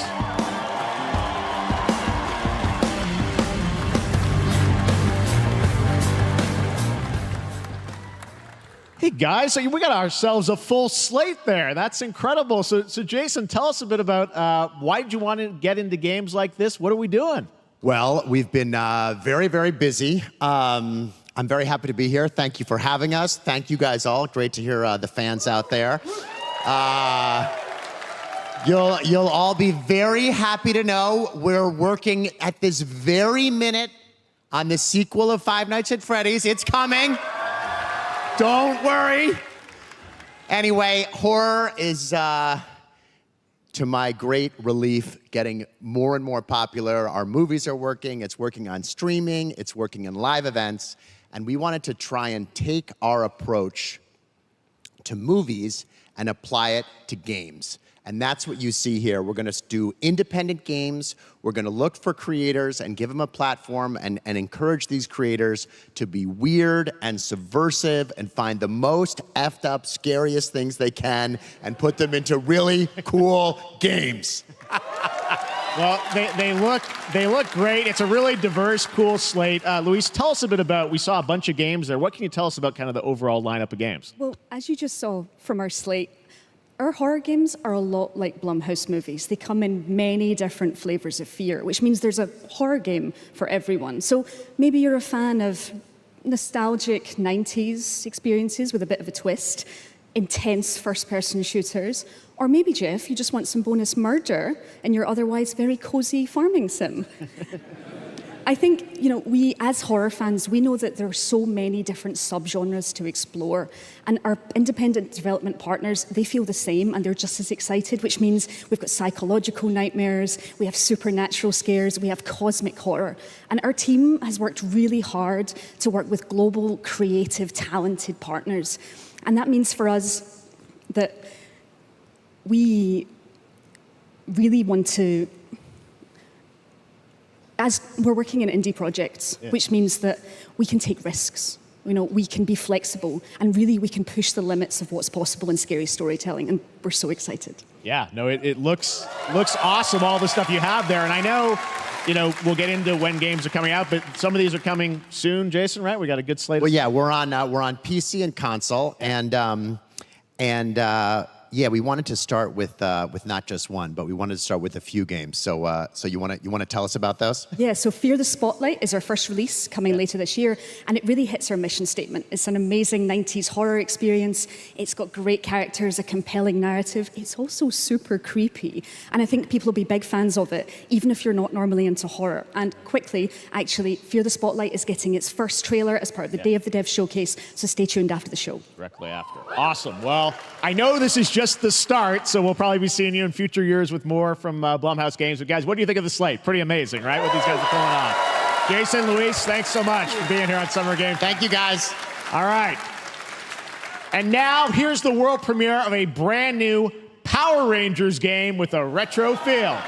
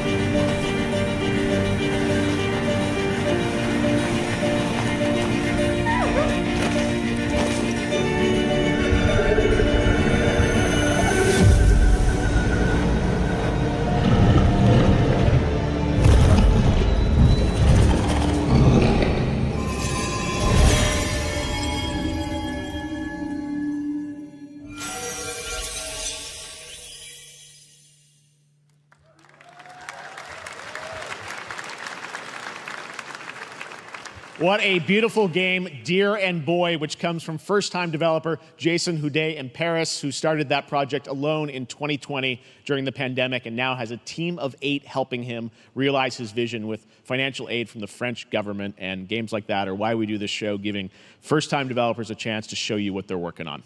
All right, next, after a long wait, Kingdom Come Deliverance 2 is arriving later this year. This is a first-person open-world action RPG from Warhorse Studios. Here is a brand new look. The best laid plans of men don't always come to fruition. Man proposes, but God disposes. And then boots you right in the balls.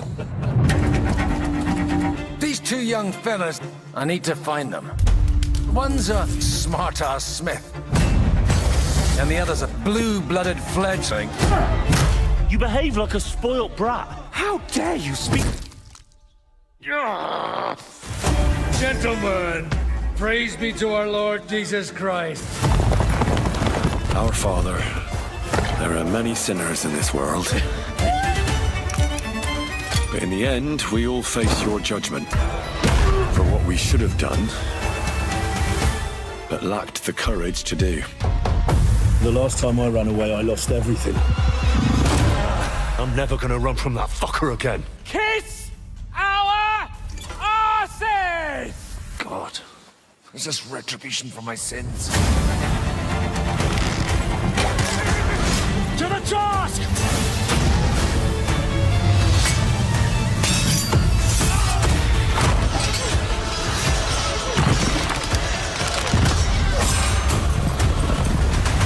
Come on! To the task! To the fucking task.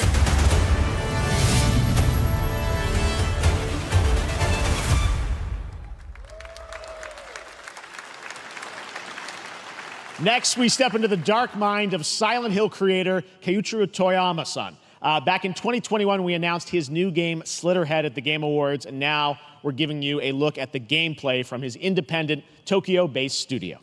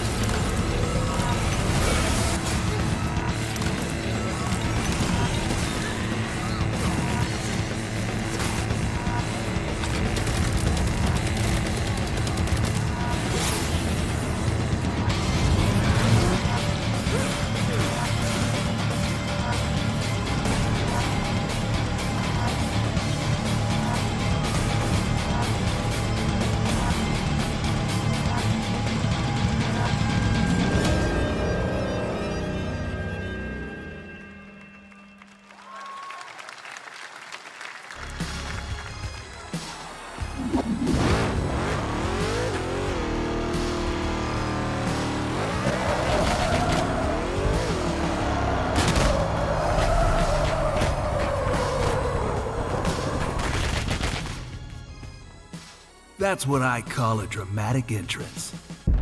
There's a reason why I'm called Killer Bean. It's because I'm good at what I do. Really. Really. Good.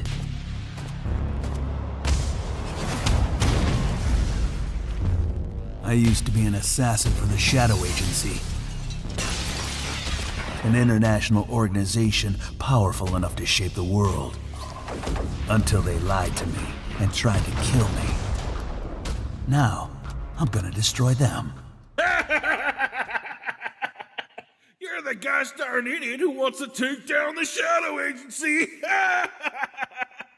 Well, it is sure nice to meet you. Before you die...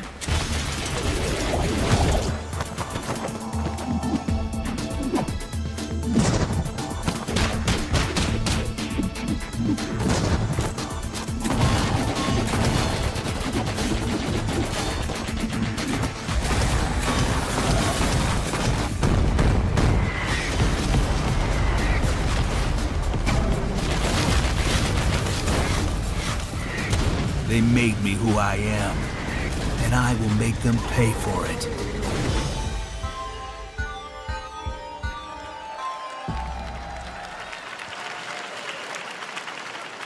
Glad you liked that one. That was Killer Bean, a third-person roguelike shooter made by another single developer, believe it or not, right here in Los Angeles, Jeff Liu, who previously worked as an animator on movies like The Matrix Reloaded.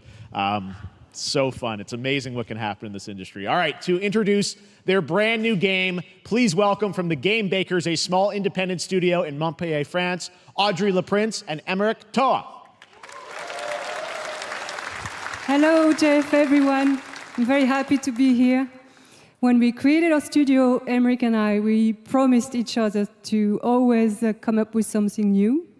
So after Fury and Haven, we're here to introduce our new game, Cairn, a survival climber.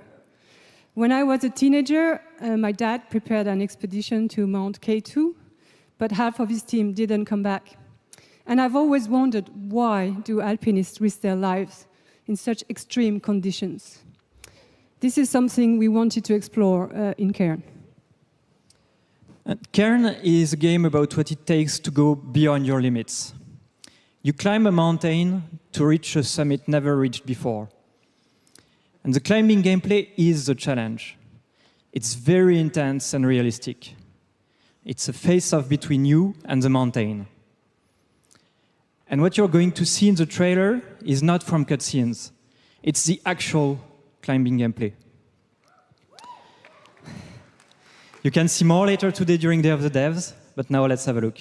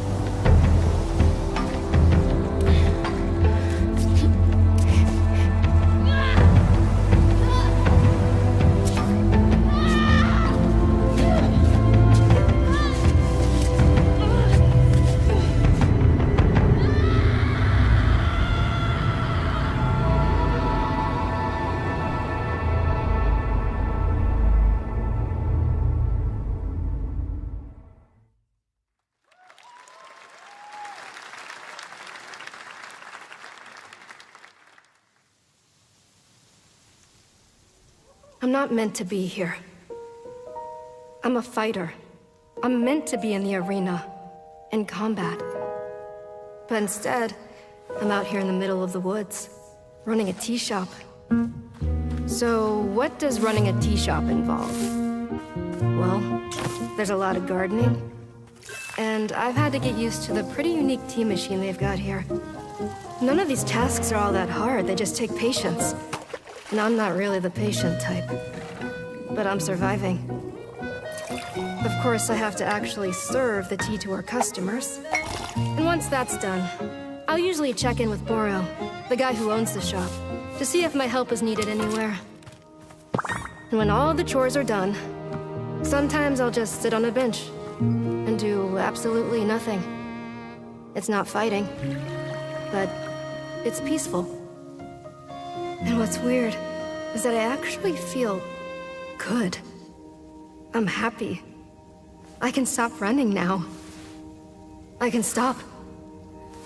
I can stop. I can stop running. This is good for me. I need to enjoy this. I feel good. I'm happy. I'm happy. I'm happy.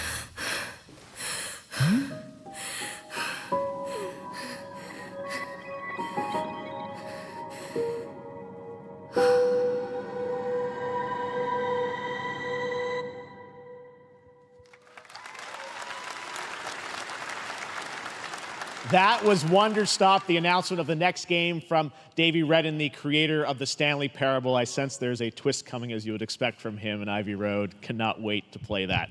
All right, now here's a look at the story trailer for Unknown 9 Awakening, a narrative action-adventure game that tells the story of Haruna, a young woman born with the ability to venture into the fold, a dimension that overlaps our own.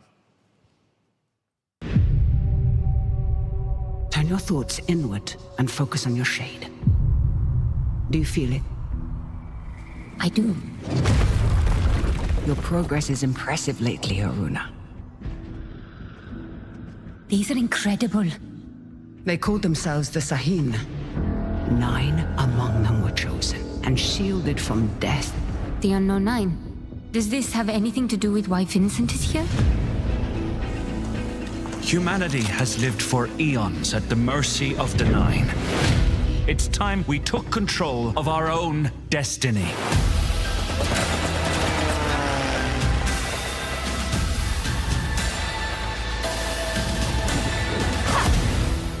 Why are you so interested in Vincent, anyhow? He killed someone I loved. Remember stepping. Find your target and bridge the gap. You don't belong here. You're wrong. This is exactly where I'm meant to be.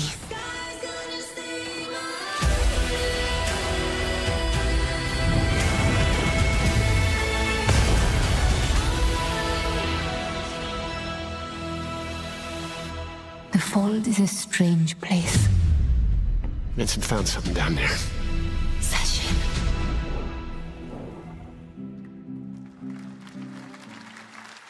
Hey! How about we see the world together? I finally have something.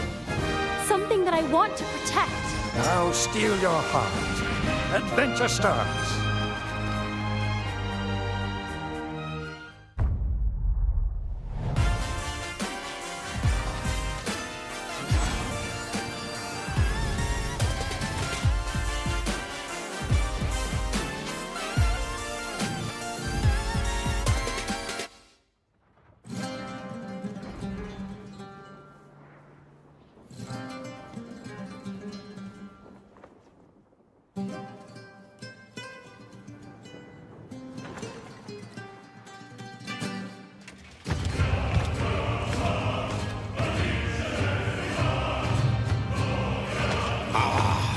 Delusion taken form walks into my great hall.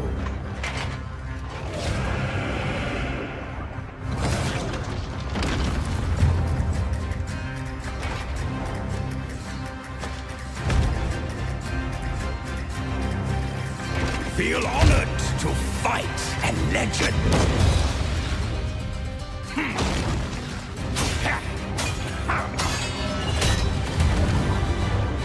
On guard! your greatest Final chapter.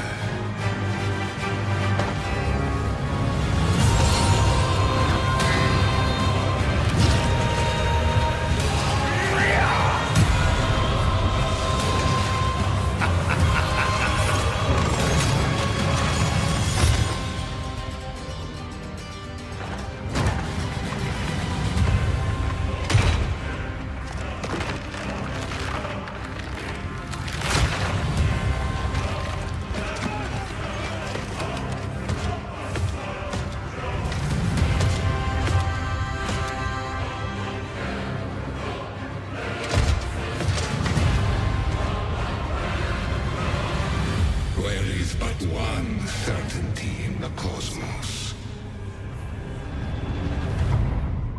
Change.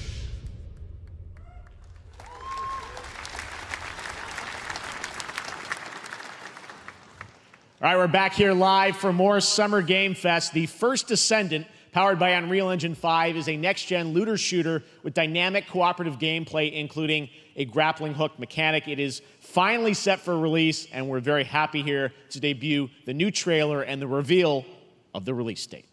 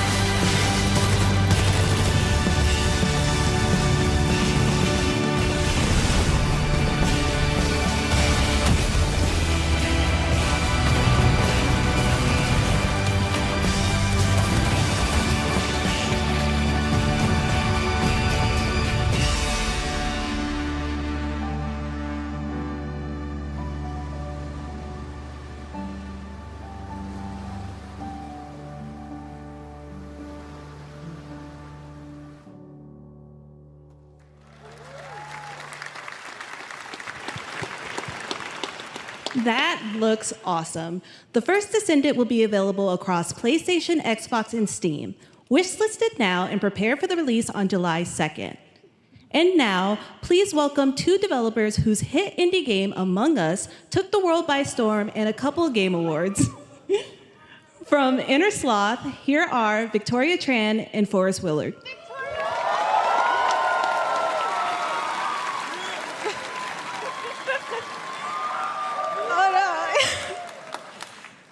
What's up, gamers? Can you believe they just let us be on this stage? Like, no chaperones. Like, I know. Can we announce something totally fake? Do you think they'll let us do that? Among Us 2? Among Us 3? 4? Oh, all right. Well, turns out we actually have something very real we wanted to present to you all today. There's been so many great indie games in recent years, but it's also been no secret that it's kind of a rough time in the industry. Some devs don't really get the chance they deserve, so we thought we could help out a little bit. That's why we're excited to announce our side project, Outer Sloth, an indie game fund we made that offers the kind of deals we would have wanted back in our less popular Among E days. This is our way of saying thank you to our crewmates, players, peers, by helping some games and devs have the funding and freedom needed to ship their games. And then we all get to play them, which was the real plan. I really want games. Outer Sloth is our passion project and dream for a better, more sustainable industry. We are really excited and incredibly nervous to reveal it here and show you the current lineup of games we've managed to fund because of you. And don't worry, Jeff, it has your favorite, a ton of world premieres. Enjoy!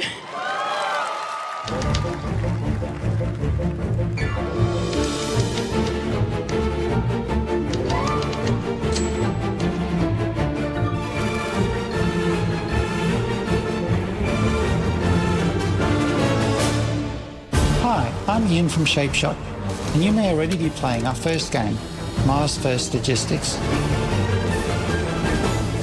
We're Trinket Studios, creators of Battle Chef Brigade, and this is our card battler RPG, Battle Suit Aces. We are Studio Any%, and we're making the Marsfield Archives, a game about building and exploring connections. Hi, we're Midnight Munches. We just released a demo for one-button bosses, our boss rush game with a single button to press and a ton of bosses to beat. Hey, I'm Husband, game director at Huscrofts, and this is Rogue Eclipse, our epic spaceflight action roguelike, where you'll have to customize and master your starfighter, take on merciless armadas, and vanquish a fleet of colossal super destroyers. And we do have one more game that's very early in development. Hi, I'm Eka, creative director of Outer Loop Games, makers of Thirsty Suitors and Falcon Age. In our new game, explore the world in an upgradable mech and cook up tasty dishes for local communities. Fight off corpos, discover new dosa recipes, and reunite with your strange loved ones for one last meal. Project Dosa is a game about life, death, love, and food for the soul.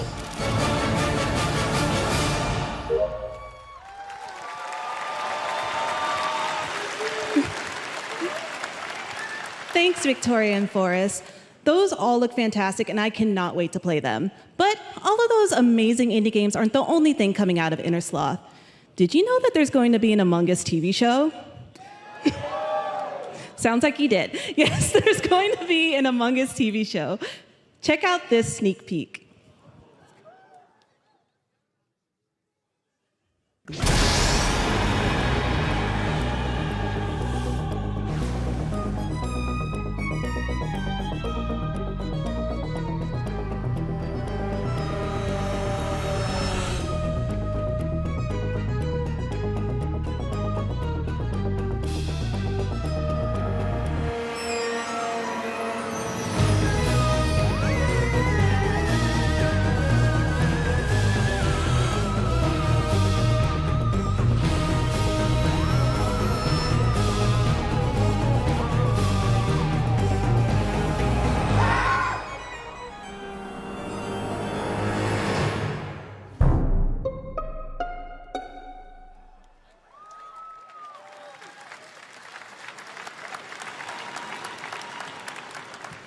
Up next, we have Sonic X Shadow Generations.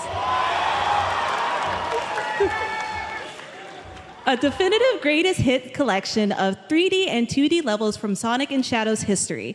Now it's time for a glimpse of Shadow's brand new powers and gameplay from a standalone campaign, as well as the official release date announcement.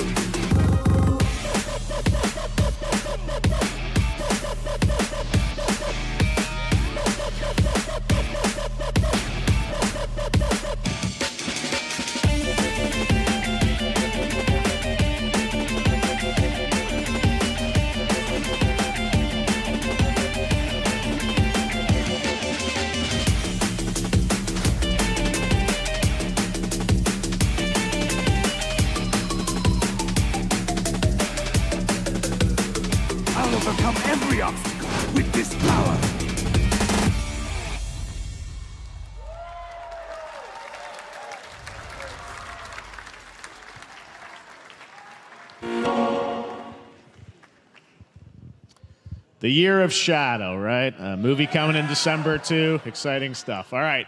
In the upcoming online survival game, Dune Awakening from Funcom, there is one small decision that unleashed a chain of events which set the stage for the story the player will experience.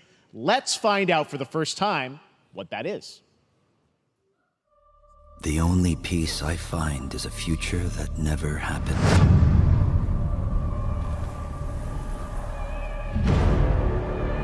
One where I, Paul Atreides, was never born. I created the future until it created me. But I see a narrow way, a path that might have been. What if my mother had obeyed her orders and given birth to a girl?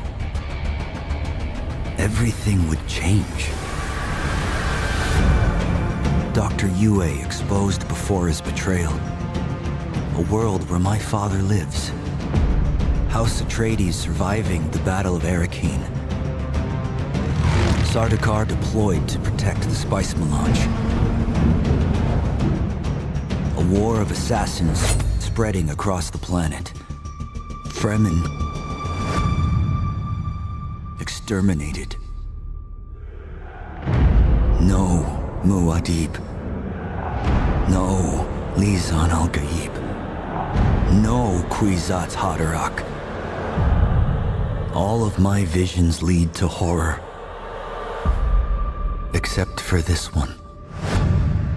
This one leads to you.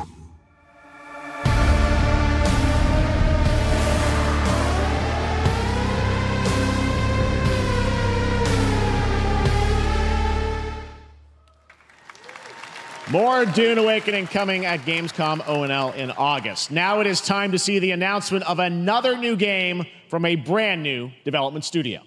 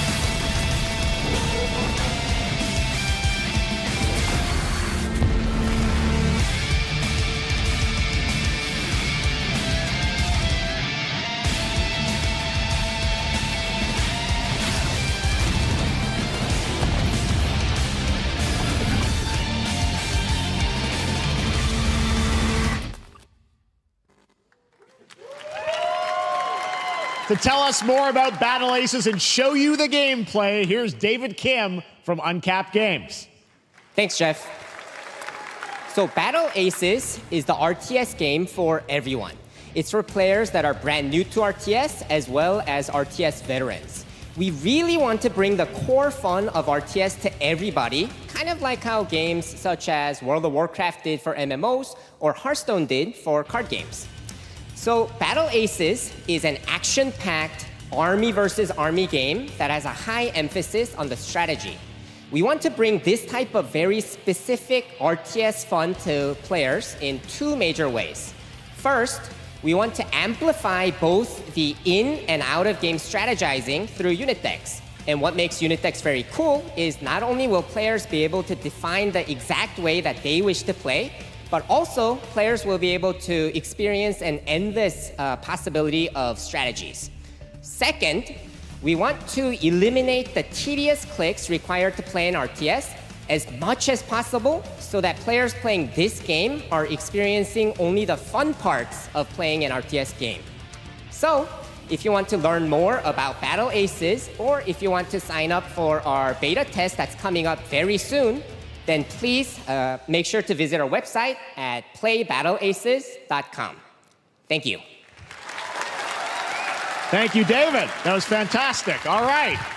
Our next premiere unveils the exciting new destination for a game that shadow dropped at the Game Awards last year, the finals, with its unparalleled destruction wrapped in the world's most deadly game show. Now, after dozens of updates in 2 seasons, we're unveiling where contestants will be going in the all-new season starting next week on June 13th. Sharpen your katanas and welcome to Season 3 of the finals. If they hit that reset button, it can take us anywhere.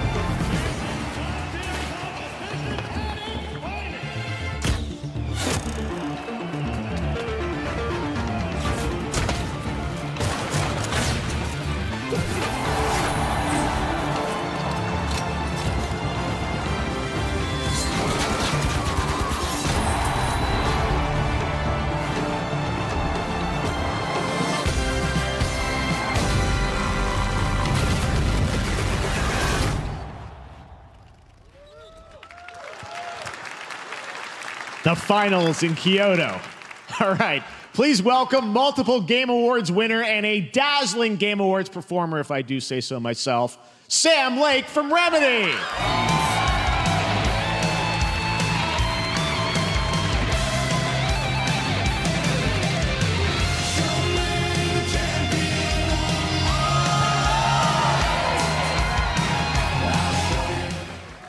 I think that's enough. Thank you. Hi. You see, this is now the only way they let me come on stage to tell you something exciting news about Alan Wake 2. Many of you have been posting your Remedy game collection pictures on your shelves with Alan Wake 2 so far digital only, sadly missing.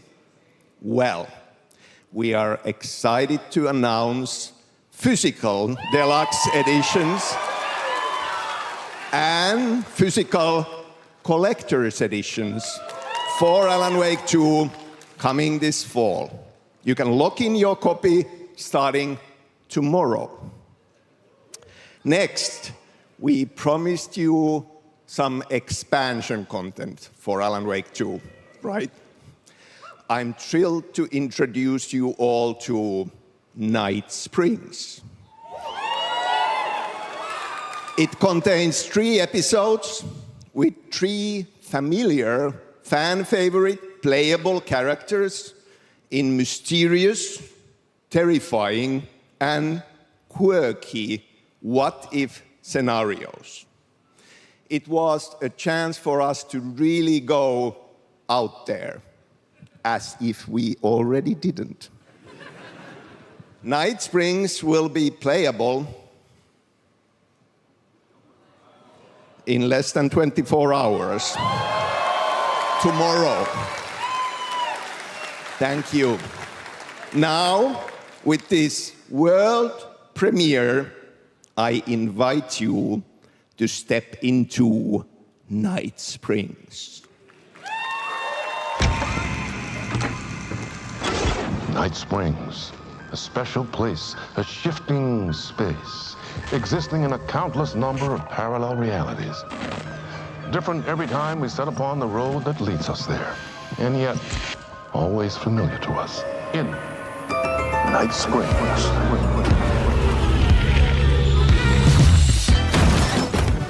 I'm in danger. Please, my #1 fan. You're the only one who can save me. And I will come back for you, my love. And cut. Sean, I'm really happy. This is gonna get strange. I was the only one who could save the writer and the very soul of literature.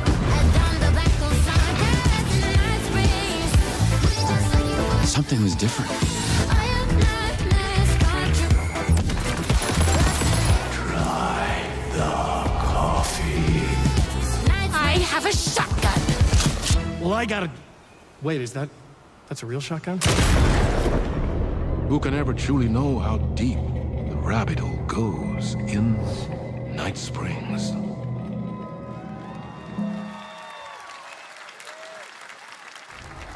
Through the endless tides of time, they've come to these mythical shores, seeking mastery over death itself.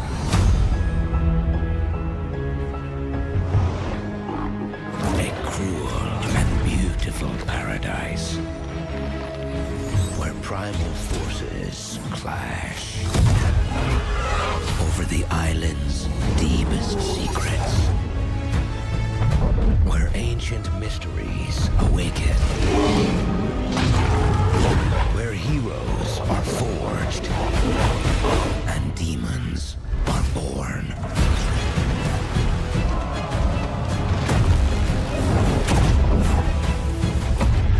This is Eternum.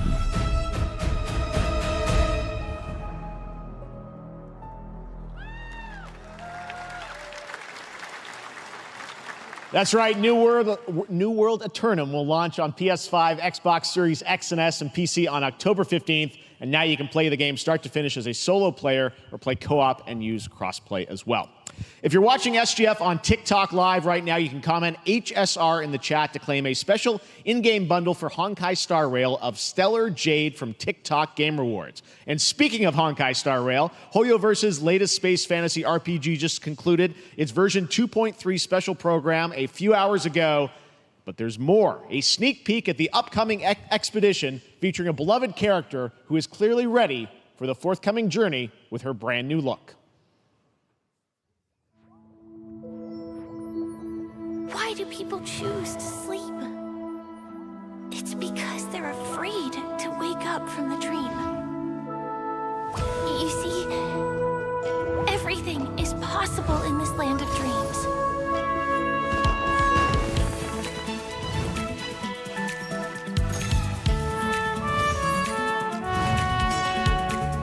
The nightmarish past will disperse and fade away like bubbles in water, and the future that you don't want to face will never come.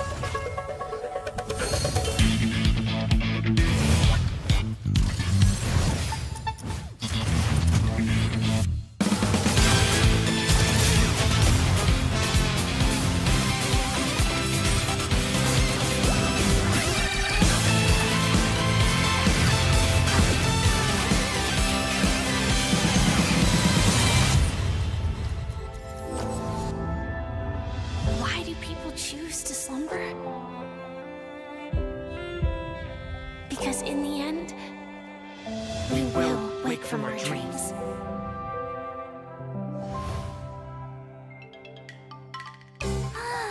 War dance? I can't miss out, I'm joining too!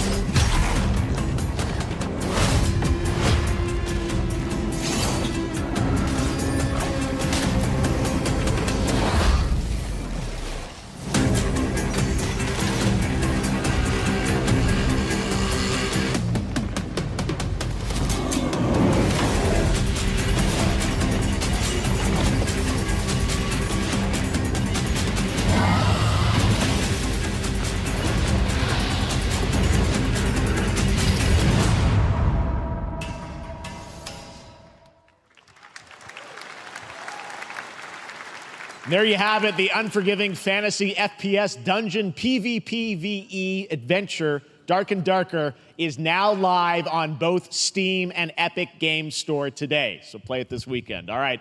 Lots of fans are joining us here in person at the YouTube Theater, and we thank you for that. And ahead of the show, 4 lucky fans were upgraded to our VIP section thanks to the Discover Orange Ticket upgrade. With Discover, you don't have to be a VIP to be treated like one. All right, now here's the announcement of the release date for Capcom's upcoming Kunitsugami Path of the Goddess.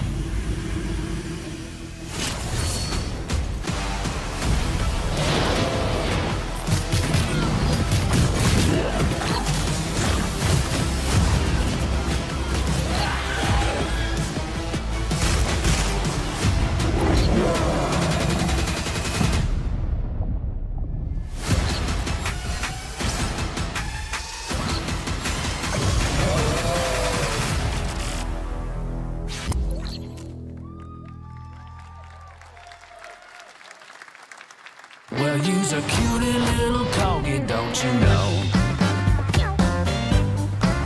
Well, you's a naughty little corgi, don't you know?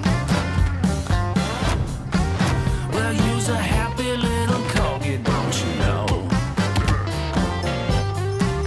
Well, you's a gutsy, feisty puppy, and you know that it ain't easy, don't you know?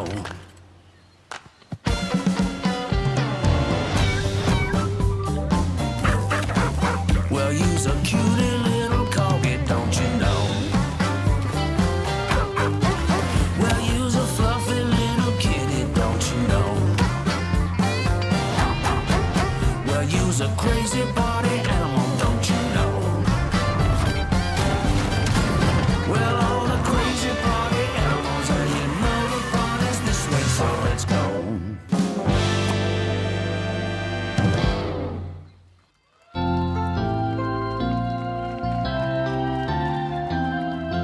We know you may have heard the stories about the fine people here at MCorp, so we wanted to take this time to dispel any of these completely unfounded rumors and allegations and reassure you that things here at MCorp and the city of San Amsterdam have never been better.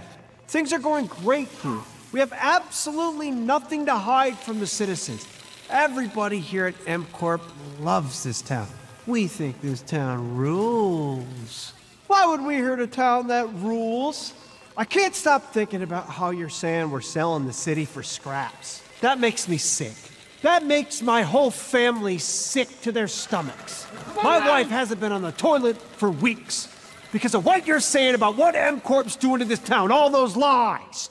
Everyone at MCorp is really good. Stop crying, all right? This is business. Look around, pal. This is how businesses are run. Now, you should have known that when you were hired on, okay? Jack, tissues. Come on, pal. Ah! Come on, faster. Let's get those moving. That's not about this. That's a father and son. That's actually a home issue. We love it here at MCorp, and we are not going anywhere. We'll be here a long time. Fine. Nobody panic. Nobody panic. Just...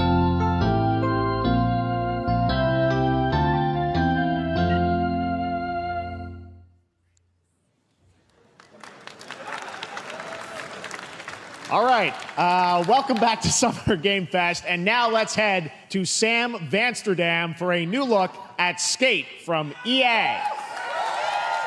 Hey, Jeff, how you doing, bud? Oh, crap.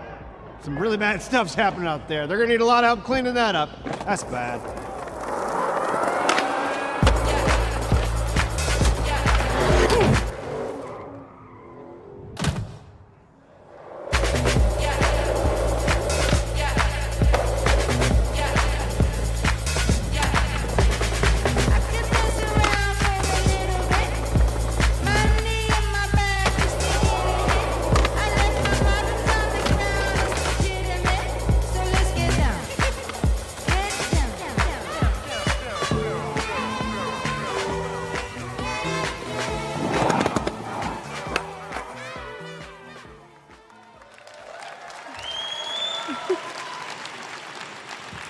Very exciting that people will finally be able to play Skate on console in the near future.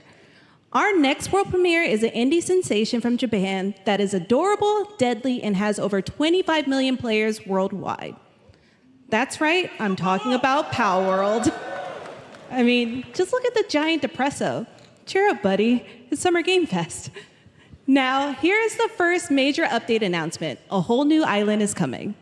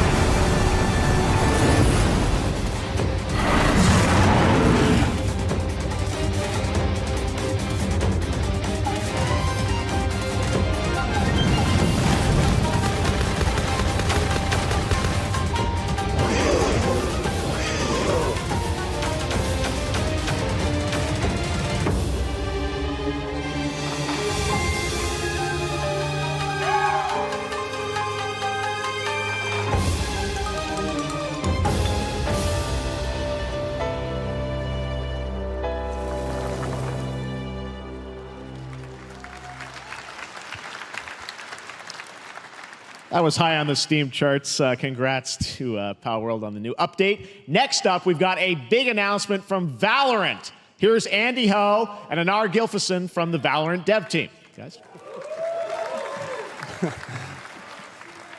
Thanks, Jeff. Hey, everyone. Since 2020, we have been fortunate to serve players in their pursuit of what we call the Valorant moment. The big plays and clutches you make while all eyes are on you.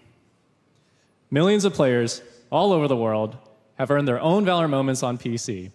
And today, the stage is set to welcome a whole new group of players. Let's take a look.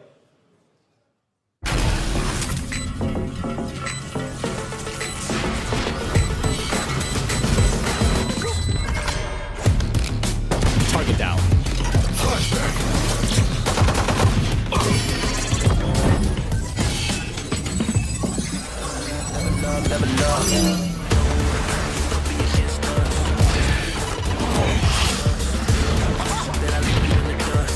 All you, Mosh!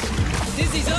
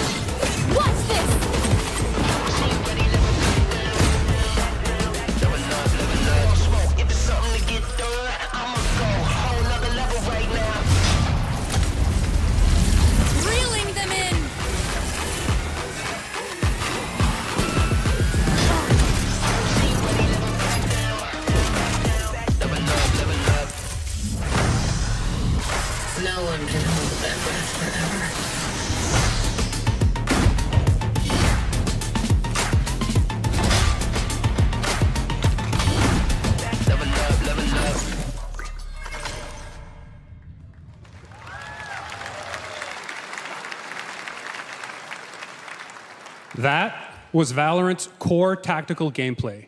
Everything you just saw was captured on console and with a controller. Valorant is coming to PlayStation 5 and Xbox Series X and S this year. Our limited beta starts June 14th, and you can sign up right now at beta.playvalorant.com. We are so excited for your input to make sure that Valorant plays great on console.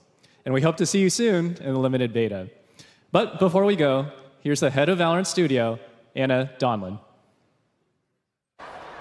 Thanks, guys. Hey, everyone. One of my favorite things about Valorant has been seeing the community build the game and the sport right along with us. For the last 4 years, we have been on the most amazing journey, bringing Valorant to players all around the world, most recently to China, where I'm currently at Valorant Masters, one of our largest global tournaments and community celebrations. Seeing the community evolve as new players bring their passion and expression to Valorant has been the biggest joy of the ride so far. And now we are ready and so excited to welcome a whole new group of players onto new platforms. We hope you'll join us, and we can't wait to see where you take us next.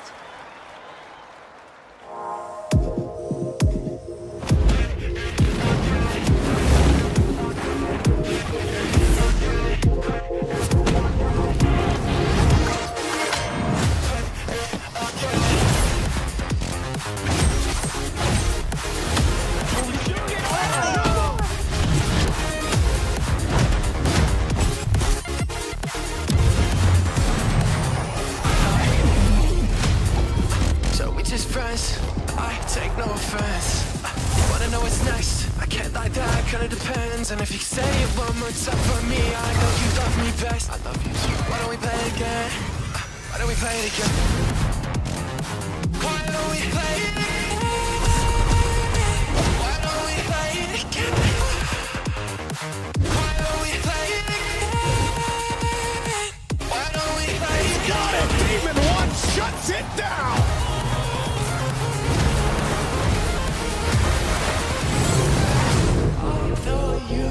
She's sorry, I can't choose Why don't we play it? Why don't we play it? Play it. Why don't we play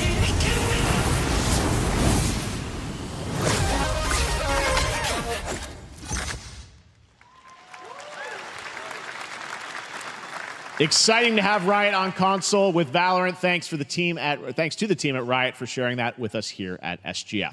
Our next announcement is a big deal from our friends at DoorDash. 5 weeks of deals with Summer of Dash Pass. Sign up for Dash Pass now for $0 delivery fees and get 50% off your next DoorDash order. Now, here in the audience, we've got a guy who is normally co-streaming our shows, Yang Ya, who is also an amazing voice actor, who's been in countless games such as Like a Dragon and God of War Ragnarok. Well, next week, Yang is going to be voicing a character in a movie, Inside Out 2, where he plays a fictional video game character, Lance Slashblade. And we've got your exclusive first look. Check this out. Welcome to your eternal fate.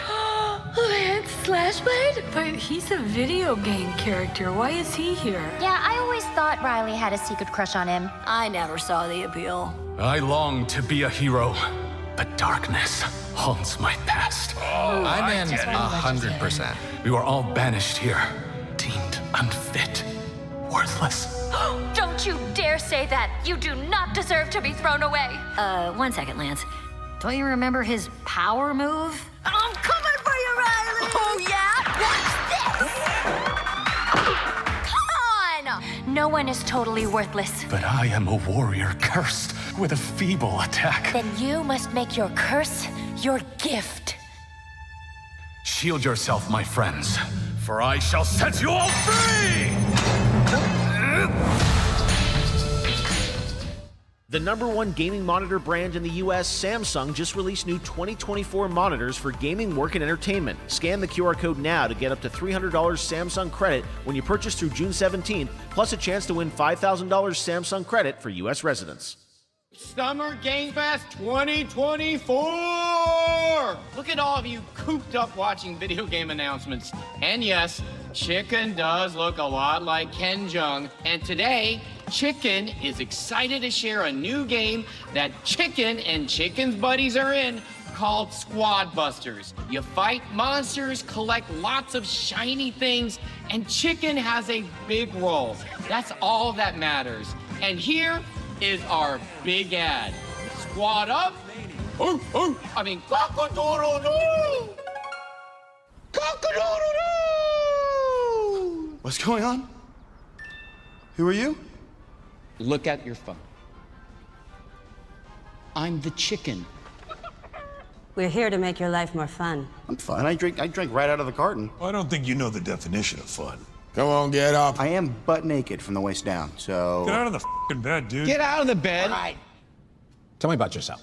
I think I'm an excellent candidate for the job because... Your swordplay, tell me about your swordplay. He is a bridge. He's one of the most equitable people I've ever met. Great emotionally. Also, I pillaged a few villages. I'm not a lawyer. Okay? I'm just a I lumberjack. don't think you're qualified to be an accountant, so. Which is why you'll have the job. Congratulations. What's the parking like? There's more where that came from. Oh, I hope not. Guys, maybe everything isn't a squad activity. You can definitely. We're all friends here. Yeah, just relax your bowels, your mind. We're bringing out a different story. This time I'm mistaken for handing you a hardware breaking. I've been wrong. I've been down. Hey, look at these clowns. You call this a squat? Pathetic. Pasta. Jinx. Jinx. Jinx. Jinx. No, you Jinx. You supposed to be a lumberjack?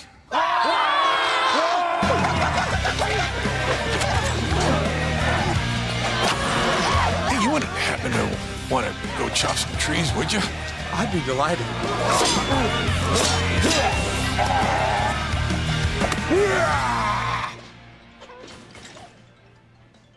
I think our job here is done. Where are you going? You can't leave. Aye. We ain't never leaving you. Good boy. Here. That came from inside me.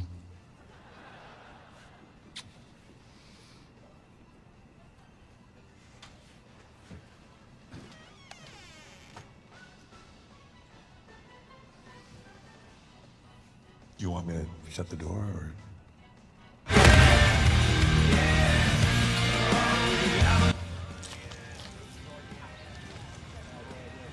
What? All right, please join me in welcoming to the SGF stage Monster Hunter series producer, Mr. Ryozo Tujimoto. Ryozo-san! はい、サンキュージェー。今日はですね、モンスターハンターワイルズの、最新の映像を持ってまいりました。今回ですね、はですね、後半にですね、完全新規で、今回初お披露目の大型のモンスターも出てきてますので、そちらも注目していただけたらと思います。Thank you, Jeff. Hello, everyone. We've prepared a very special trailer today for Summer Game Fest. I want everyone to be on the lookout for a very mysterious large monster near the end of the trailer, as it's an important monster within the game. はい、本作ではですね、没入感とアクション、こちらの融合を目指して開発を進めております。モンスターハンターワイルズは2025年にプレイステーション5、Xbox シリーズ XS、そして PC で同時発売となります。また、今回はですね、プラットフォームの垣根を越えて一緒に遊ぶことができますので、そちらも楽しんでいただけたらと思っています。As you'll see, we're working to deliver a gaming experience that merges immersion and action. I hope players look forward to playing with their friends across different platforms when the game launches simultaneously in 2025 on PlayStation 5, Xbox Series X and S, and PC. はい、最後になりますが、8月に行われるゲームズコンのオープニングナイトライブ、こちらの方でも新しい映像を持っていきますので、皆さん楽しみにしていただけたらと思っております。またですね、ゲームズコンではですね、初のプレイヤブルのできるような形で出展も考えておりますので、そちらもぜひ楽しみにしていただけたらと思っています。Lastly, there will be a new trailer for Monster Hunter Wilds at Opening Night Live at Gamescom in August. And our first public hands-on playable demo of Monster Hunter Wilds will also debut at Gamescom. Thank you.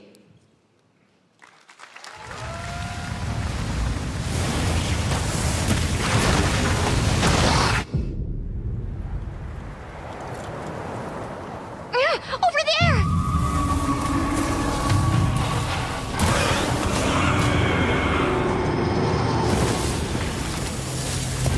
Why are you here? You can't do this alone! We need to shake them off! Follow me! Yeah! Here it comes! There's too many of them! Watch out for that glove! I will draw its iron! Cover me! You got it. Be careful. Be ready! If we can make it to the rocks, we may lose them!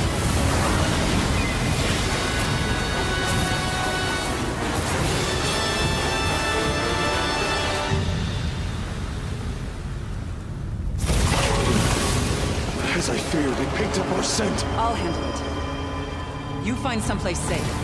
Thank you.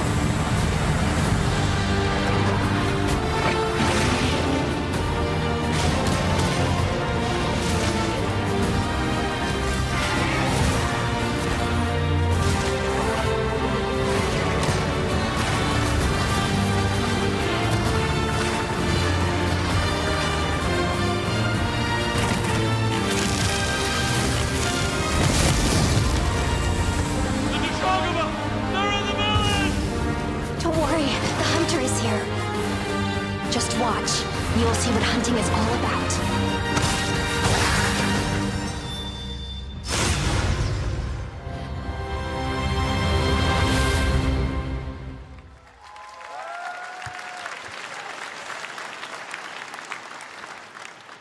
Thank you, Ryosa-san. We will see you at Gamescom in August.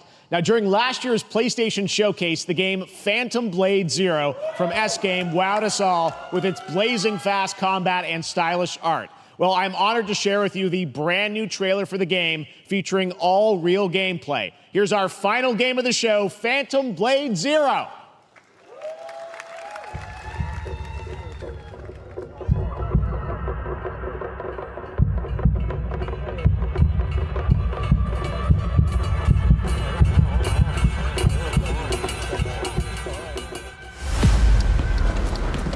How many days do I have left? 42 or 41? The face of this is here!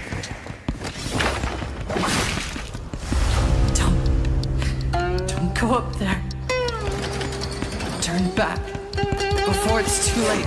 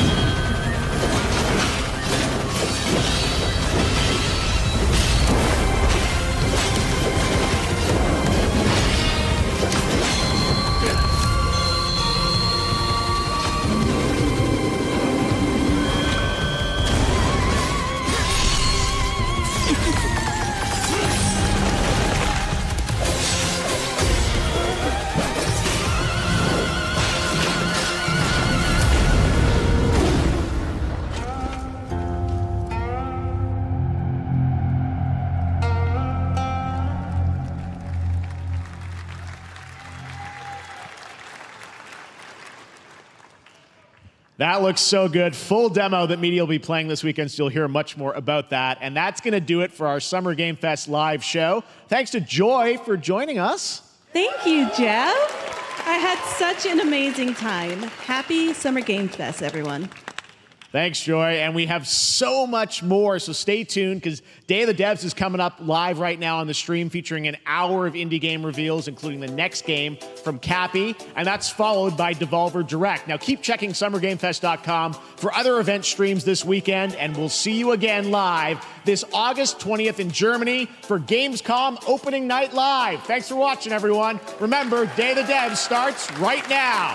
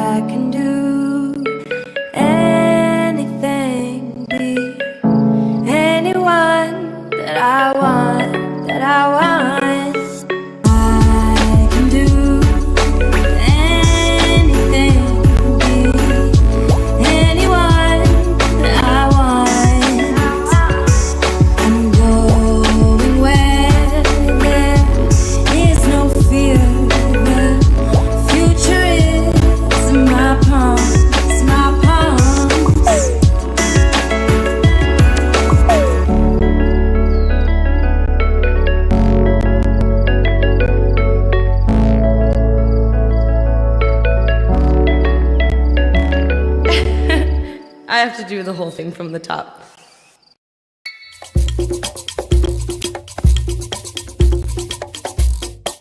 Hi everybody, and welcome to the Day of the Devs portion of the show. Day of the Devs is a nonprofit organization whose team of volunteer curators scours the globe for the best in video games for you to enjoy, with a focus on indie developers who are lovely, and you'll get to meet them today as well as enjoy their games. And there's nothing else to worry about, so just sit back and relax and enjoy Day of the Devs, Summer Games Fest edition.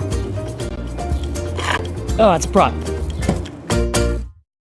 We love Cappy Games at Day of the Devs. They've been making incredible games for 20 years up in Toronto. You might know them for games like Below or Super Brothers Sword and Sorcery, or maybe you know their incredible puzzle games like Grindstone and Might and Magic Clash of Heroes.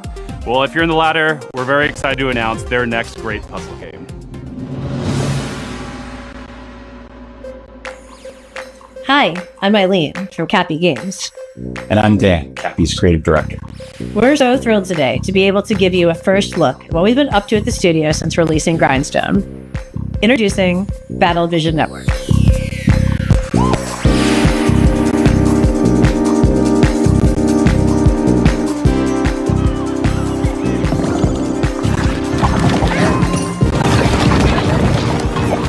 EVN fuses cozy, color-matching puzzle gameplay with deep turn-based tactics to test players in fast-paced online battles. It's a 1v1 puzzle battle in the galaxy's most watched sport.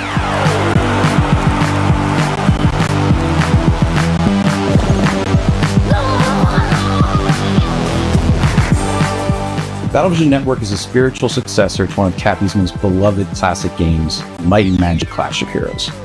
BVN reimagines Clash of Heroes' puzzle combat design to center an element that we at Cappy felt was one of its most interesting facets, multiplayer.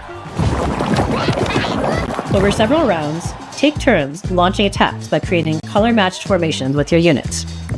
Vertical matches create attackers, horizontal matches create defenders. The rapid-fire matches last a couple of minutes. BVN isn't just about dominating the matches. BVN teams spend a season vying for the title of champion, and the player community ultimately decides which team takes the crown. Choose between multiple teams, bursting with personality and characters.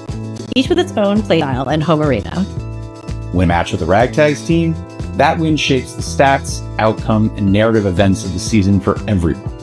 Gameplay is simple enough to jump into, but as you rise in the ranks, you'll unlock new units, each with game-changing abilities, and discover endless new tactics and strategies.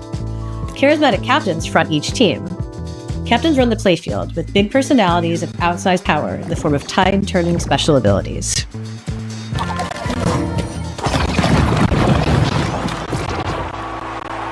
When building the wild world of BVN, we weren't just influenced by our own game, Clash of Heroes. We were also inspired by the theatricality and spectacle of Eurovision. Cappy's art team has outdone themselves with a fantastic roster of hand-drawn and hand-animated characters, fashion-forward collectible outfits. Battlevision Network is a live, season-based game with new twists, new characters, fresh rankings, and narrative surprises emerging every season. Also excited to feature a phenomenal soundtrack by our frequent collaborators, the incredible Jim Guthrie and Sam Webster.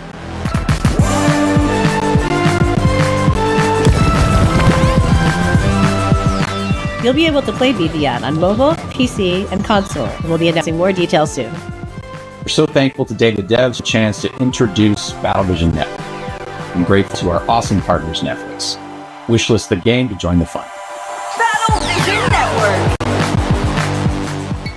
Our next title comes to us from the Game Bakers, a small studio in Montpellier, France, who claim to make games the same way they cook food, with a lot of love. Their next dish comes to us piping hot, fresh from the oven. It'll take us to dizzying heights, which quite frankly give me the heebie-jeebies. So hold on tight, making its gameplay debut today. This is Cairn.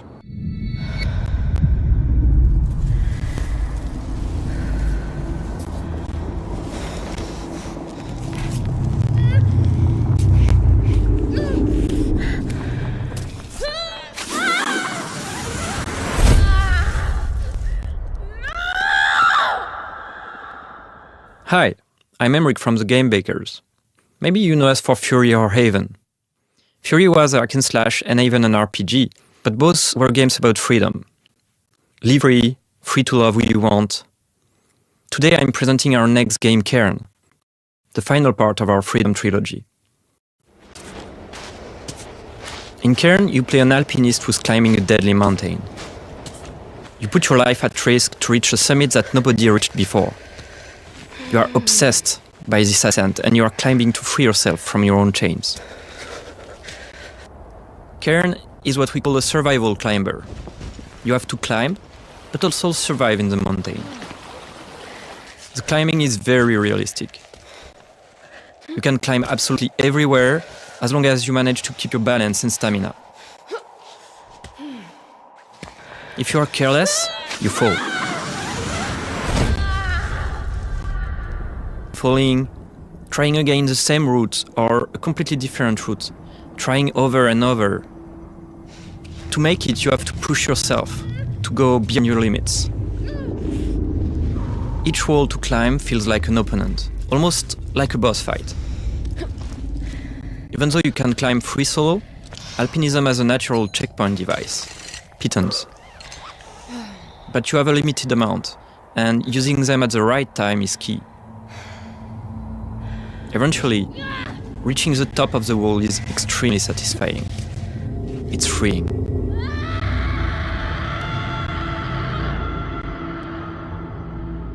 Thanks for watching, and wishlist the game to stay tuned. A two-person team in Canada has been developing this next game in absolute secrecy over the last 3 years. And as a fellow Canadian, I call dibs on introducing it. You may also recognize one of the developers' voices from their wildly popular YouTube channel. From Nanopark Studios and I Am 8-Bit Presents, prepare yourself for... wait for it.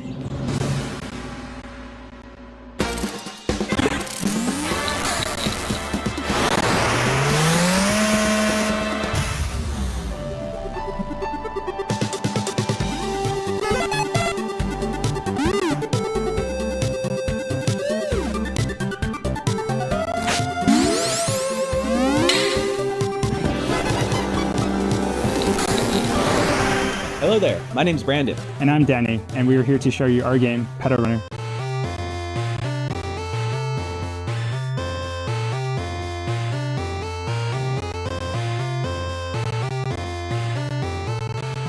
Pedal Runner is a retro-flavored slice-of-life RPG where you play as a motorcycle courier that delivers pets to people in a city called Sapphire Valley. In Sapphire Valley, the company Hannah Pets has developed new devices called Leap Cells to power their newest generation of digital pets by using an unexpected fuel source: flowers. Leap cells are delivered and installed by specialized couriers known as pedal runners. As a pedal runner, this installation involves planting the cell and calibrating it by performing a sequence of quick and varied minigames.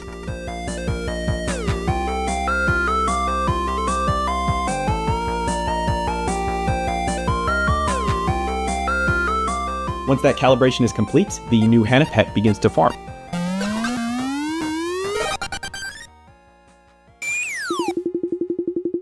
You play as Callie, who's a new recruit in the Pedal Runner program. So being new in town and with a bit of a shy personality, Callie does encounter a few challenges along the way. This from the difficulty of dealing with customers or talking to people in general, to their rivalry with a fellow recruit. Fortunately, Callie is joined by their pet companion, Kira. Kira is unique in that he's an older type of Hannah Pets, which is a simpler and now obsolete handheld model. So with that outdated tech, Kira has some quirks, like his battery isn't always reliable. But he's way more outgoing than Callie, and so he's great to have around when meeting new people. He's practically indispensable. The Pedal Runner program will take Callie and Kira through the 4 unique districts of Sapphire Valley. Along the way, mysterious occurrences will begin to surface, and we will encounter individuals who think that there may be more to uncover about the new Hannah Pets sensation.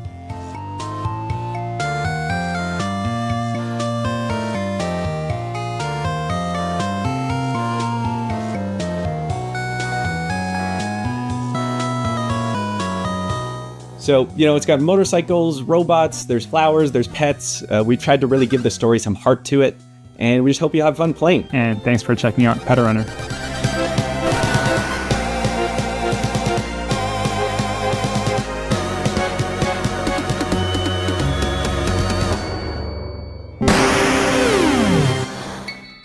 Developed in Shanghai by Polar's Studio, our next game is a dystopian thriller that's as every bit Orwellian as it is Lynchian. It's a tale of temporal technologies, unimaginable body horrors, and psychedelic nightmares. This is Karma: The Dark World.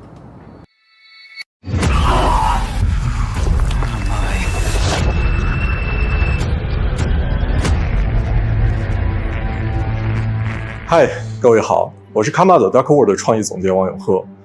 我们团队月壤工作室来自于中国上海，团队的目标是带给全球玩家有趣且有深度的叙事驱动类游戏。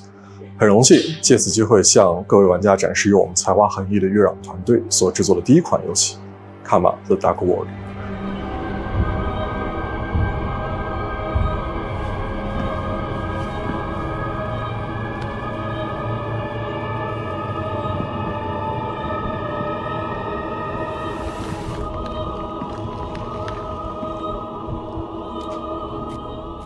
这是一款第一人称叙事驱动类的心理恐怖游戏，玩家将扮演利维坦思想局的 ROM 干员丹尼尔，他的主要任务目的是潜入嫌疑人的大脑并调查事件的真相。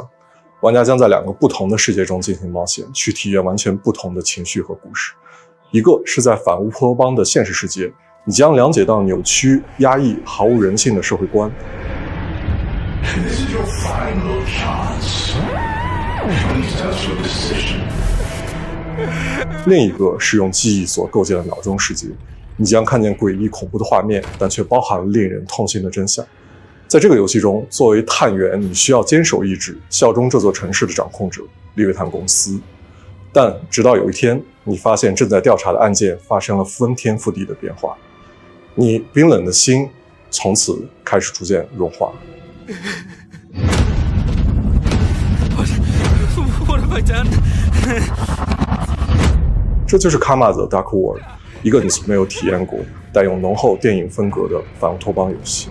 如果你想要了解更多关于这个故事的最后的真相，请访问我们的网站 karmadarkworld.com， 我们会第一时间告知你试玩的 demo 相关时间。最后，请大家享受预告片。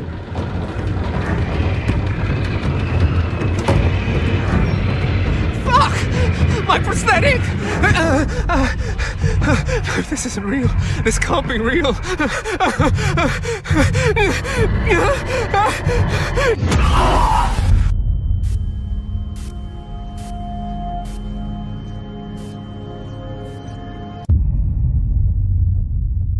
I will echo. How do you follow up making 2 of the best indie games of all time? Make 50 more. That's what's happening with UFO 50. This is from the team at Mossmouth, who made Spelunky and Spelunky 2. It's as if you took the modern design sensibilities of today and went back in time and made an entire console worth of retro games. And it's coming so soon.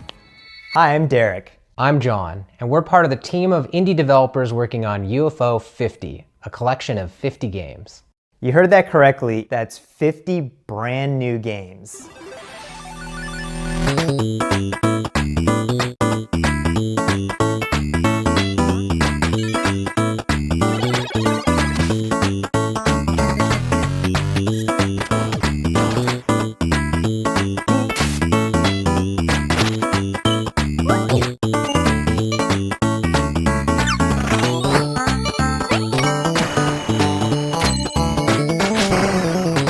First and foremost, these are not mini games. Some of the games are smaller, like arcade-style games.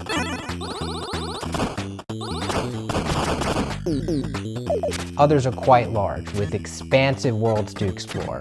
But every single game is a complete experience, from its opening title screen to its ending credits. There's a story that connects all these games too. We invented a fictional company called UFO Soft that developed these games for a fictional 80s game console. This company's history spans from 1982 to 1990, and the games get more technically advanced as the years go on. And as you explore the timeline, you'll find that some games have sequels or recurring characters. We also thought about the limitations of the hardware. We devised a strict 32 color palette as well as audio restrictions to make you feel like you're in the world of UFO 50, no matter which game you're playing.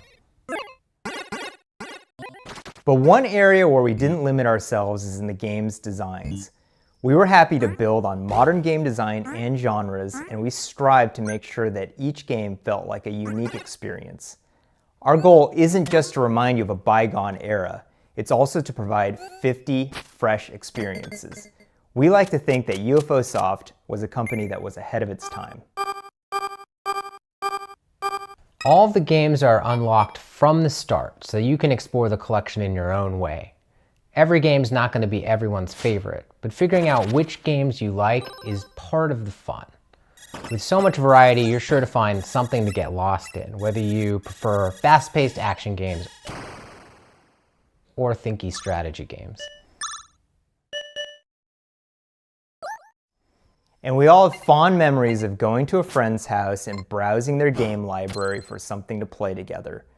So half of UFO 50's games have multiplayer, either co-op or versus. Needless to say, UFO 50 has been in development for a long time. But today, we're very excited to finally announce a release date. That's right, UFO 50 is coming to Steam on September 18th.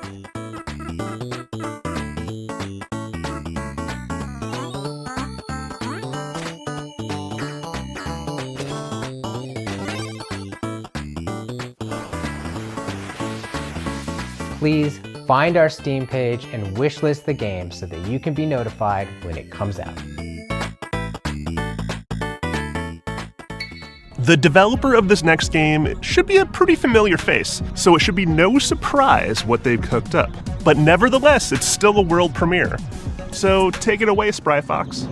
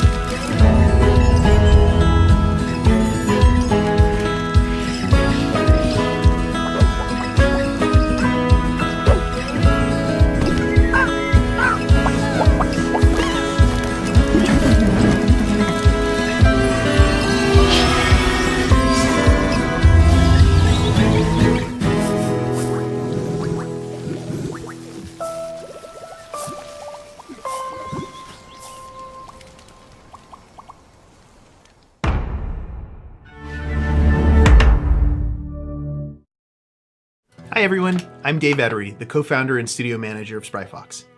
And I'm Jamie Antonise, lead narrative designer of Cozy Grove Camp Spirit. We hope you enjoyed the worldwide premiere of Cozy Grove Camp Spirit. We're really grateful to be a part of Day of the Devs alongside so many creative and inspiring developers. We started SpryFox 14 years ago with the goal of making the world a happier place. This is the first game we're launching since we became part of Netflix. That's allowed us to focus all of our energies on making this game as delightful and meaningful as possible, and to bring it to all Netflix users without any advertisements or in-app purchases of any kind. We feel really lucky. As you just saw, Cozy Grove Camp Spirit takes place on a haunted island where you'll assist an unusual assortment of troubled but insanely cute ghostly bears. Each bear has a unique personality and backstory that unfolds through your interactions with them. It's a spooky but heartwarming life sim game where your small daily acts of kindness advance the story. We want Cozy Grove Camp Spirit to be a game that you can come back to at your own pace for months, if not years to come. We want it to be a game that brings you joy and relaxation whenever you need it most. And hopefully, it'll be a game with a story that sticks with you forever, because the characters really make you care. Cozy Grove Camp Spirit is launching soon, so pre-register now on your mobile app store to be the first Spirit Scout on the island. We'll see you there. Are you a dog lover? Then you'll be super into our next title. Hell, I'm more into cats, but this game is just so cute, I can't help but be into it. Enjoy this teaser from Studio Tolima and publisher Don't Nod, featuring a puppy and their person. Hey, hello everyone. My name is Ben. I'm the founder and creative director at Studio Tolima. We're a small indie studio based in Brussels, Belgium, and we are working on our first title, Koira.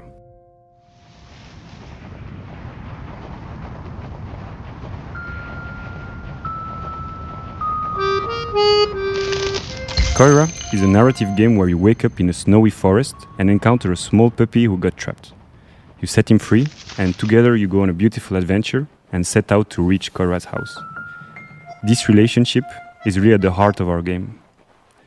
In Koira, you go through a musical forest, filled with sounds to discover and interact with. For example, each character and animal in the forest is voiced by a different instrument. And you can use their voice to interact with the world, to activate ancient statues, to speak to whimsical animals, and to earn the trust of the puppy. To progress through the story, you can also manipulate items and use your new companion's unique abilities. With these, you can solve puzzles, but you can also just play together. For example, by playing fetch, building snowmen, or my personal favorite, playing hide and seek. As they journey through the winter wonderland, they encounter obstacles, they share laughs, and they save other woodland creatures. But if winter is magical, it's also dangerous. And they are not alone in this forest. Mysterious hunters are lurking around and following them. Our goal with Koira is to create a universal tale which focuses on the emotional journey. We want to create a game that is as immersive and intuitive as possible. It's a game without any text nor dialogue. The whole story is brought to life through expressive hand-drawn art, frame-by-frame animation, and a beautiful original soundtrack. Let yourself be carried away by the magical and serene atmosphere of the forest. Contemplate and play at your own pace. We can't wait to share more with you. So if you'd like to be one of the first ones to hear about what we're up to and our upcoming demo, please head over to our Steam page to wishlist the game. Thanks again, and we look forward to sharing more with you.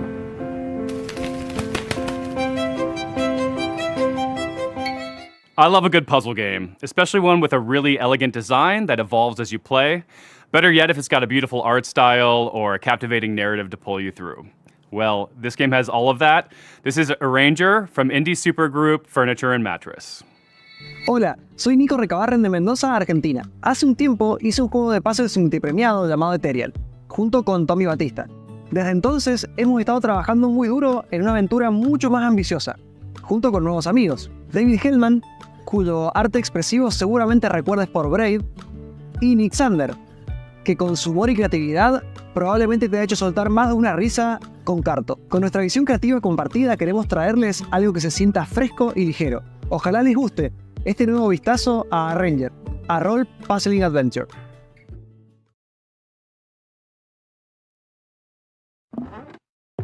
In Arranger, you play as Gemma, a slightly chaotic young woman who's looking to venture out beyond the overly cozy confines of her hometown. always been a bit of a misfit, which isn't helped by the strange way that she moves through the world. As she moves, objects on the same row or column move with her, and if she gets to the edge of the gameplay grid, she loops around to the other side.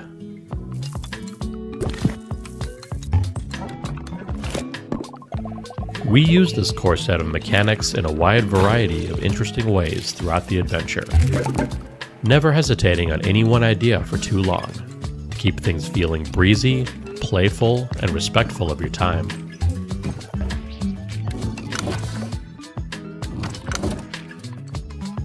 The entire game world exists on a sprawling, interconnected grid, on which you'll find towns full of lovable weirdos to chat with and advance the story.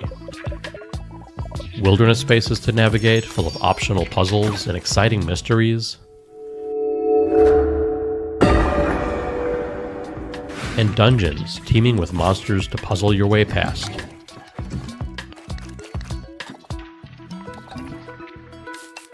Or through.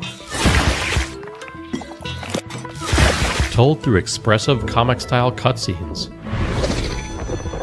We follow Gemma on her journey of self-discovery. Heading out beyond the walls of her town, she soon discovers a beautiful, inspiring world. But also one ruled by fear and a strange, immovable force called the static. Can she disrupt a culture of stagnation and find a place to fit into it? Find out in a new type of role puzzling game when Arranger launches on July 25th. There's never been a bigger red herring than the developer name Cozy Game Pals, because their idea of cozy is a little twisted. Here's your world premiere first look at the very first release from Blumhouse Games. Amy? Are you okay?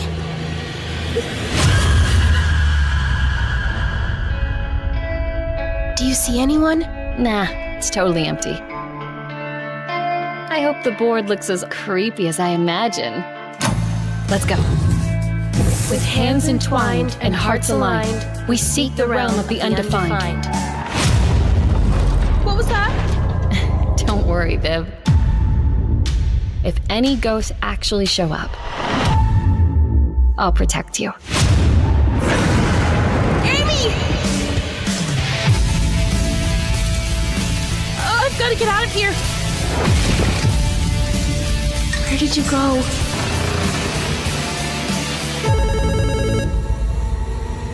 Hello? Amy! Just go home, Viv. I'll save you, no matter what. Don't worry, Viv. Everything is going to be spectacular. I'm happy here. So happy. A few months ago, this next game appeared on the interwebs out of nowhere. It mystified us. It seems like a novelty at first, but then you realize just how profound its mechanics and rendering engine are. From Crescent Moon Games and Those Dang Games, this is Screenbound, a game. Hey guys, it's Josh Precyson, and I'm the game director of Screenbound. Today we'll be talking with Kyle McKeever, who's the game developer. We'll be talking about the game's mechanics, how it started, and how it's going. Hi, my name is Kyle McKeever, and I am the developer of Screenbound. And Josh, you and I have been working together on Screenbound for a couple months now. Do you want to talk about the idea of how Screenbound came to be? So I was watching a video of someone playing a Game Boy, and I don't know why it came to mind exactly, but just seeing the image of someone holding a device in their hand with an environment in the background and something happening on the screen made me think, how could you link this all together into a game where you're playing on the screen and you've got a 3D environment and they're both linked? It started with a little prototype of just a character holding the device, having an endless running motion and jumping at the same time as seeing it in 2D and 3D. And then the other part of it was the controls from the prototype. They weren't set in place. I think we were having this problem where you're exploring this world but only facing forward, and you can move side to side, but you're only looking in front of you. So at first we're like, okay, maybe we can just do a 180 so you can at least go backwards, because we were constantly moving forward in 3D space. So we tried that. That felt a little weird. And then at that point I was like, you know what? Since most of the games out there that people are familiar with are first-person shooter games, why don't we try FPS controls? And then you implemented an FPS controller and kept the 2D essentially the same. And for some reason, it just miraculously worked. So the device itself that you use in Screenbound is a quantum device. How that works in the context of the game is that the 2D world that's presented on the screen is actually projecting an environment as a 3D world, which is also how it works in the level editor, because the level editor is 2D, and once you finish your level, or you're finished working on it, it actually builds the entire 3D geometry out and creates a 3D world.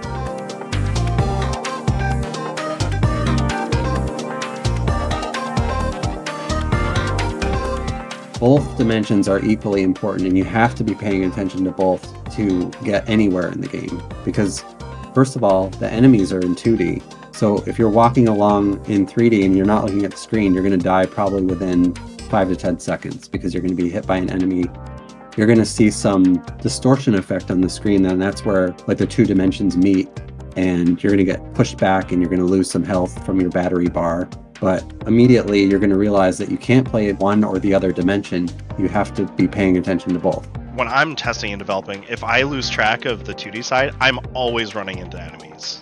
And that's how you die. The biggest risk in 3D is literally falling. It's pretty clear cut though, because everything translates fairly one-to-one. If there's like pixelated grass in the 2D world, there's going to be grass in the 3D world. Same with trees. Yeah, all that stuff crosses over, except some of the puzzle elements or some of the things you only see in 2D or you only see in 3D, like the fan. Yeah, you kind of solve puzzle elements more so on the 3D side, but then you survive threats by focusing on the 2D side.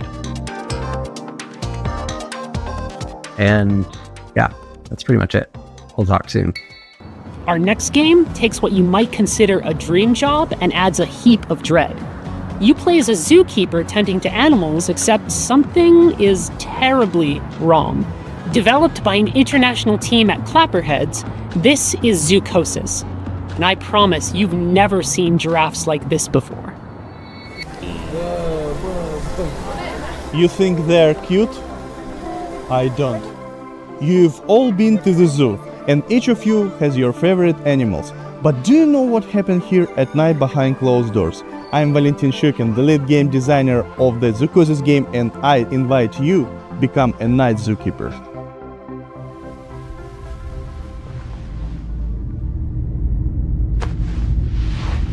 Oh, you finally awake? Good, get up. It's time to get to work.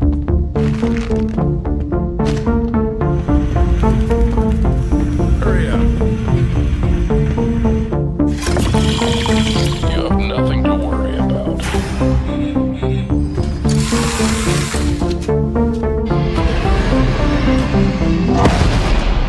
What was that? There's something in the works that you're not ready to know about yet. The plot of Zoocosis was written in the best traditions of the thriller and horror genres. We aim to create a dark atmosphere resembling the works of Hans Giger, Lovecraft, and Edgar Allan Poe. We achieve this through lighting placement, color correction, textures, and environmental props. This is our mobile veterinary station. Here you'll be mixing medications for our animals. Are they sick? Well, they can be. We need to closely monitor the health of the animals. We have some quite rare specimens. The mutation, the parasite, and the infection that's happening to these animals, it's kind of like reprogramming their biology.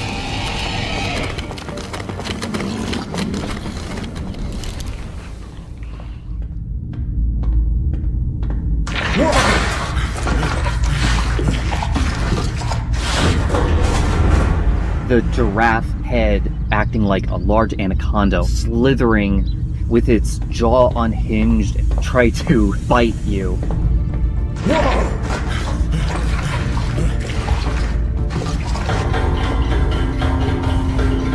The concept of the giraffe set the basis of each animal having their own unique design and their mutation. There also will be many endings in the game.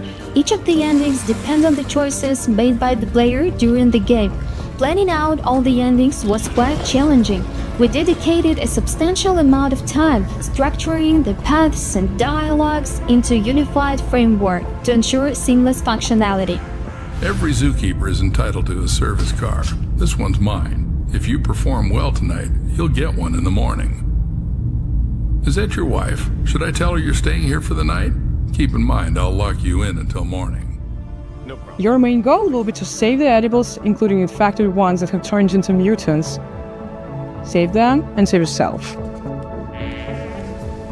We really hope that you will enjoy the Zoocosis releasing this summer.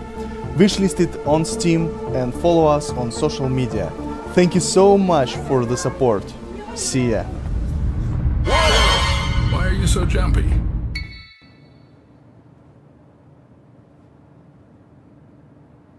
And that's the game.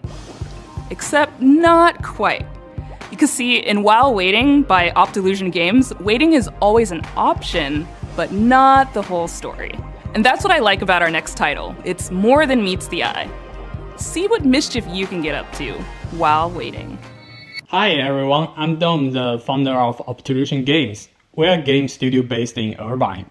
Today I'm thrilled to reintroduce our latest game, While Waiting.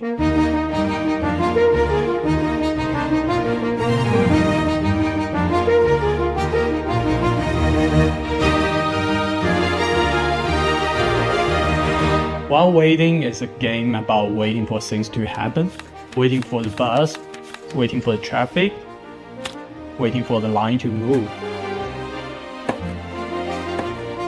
Follow our main character Adam as he waits his way through the various scenarios of everyday life. Maybe you want to be a well-behaved kid and embody good old-fashioned patience. Or perhaps you want to get up to a little tomfoolery. Or maybe a lot of it.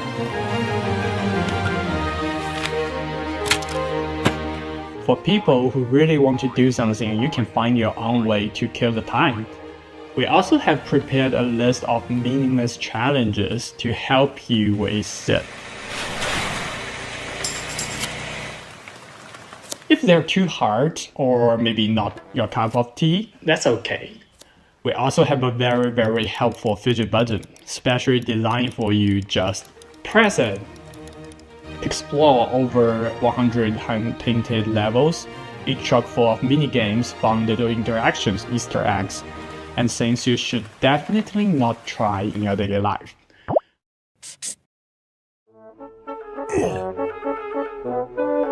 Don't worry about Adam though, he's a tough little guy.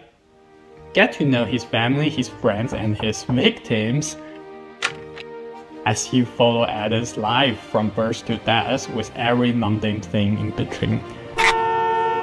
But do remember, your goal is to wait, nothing else.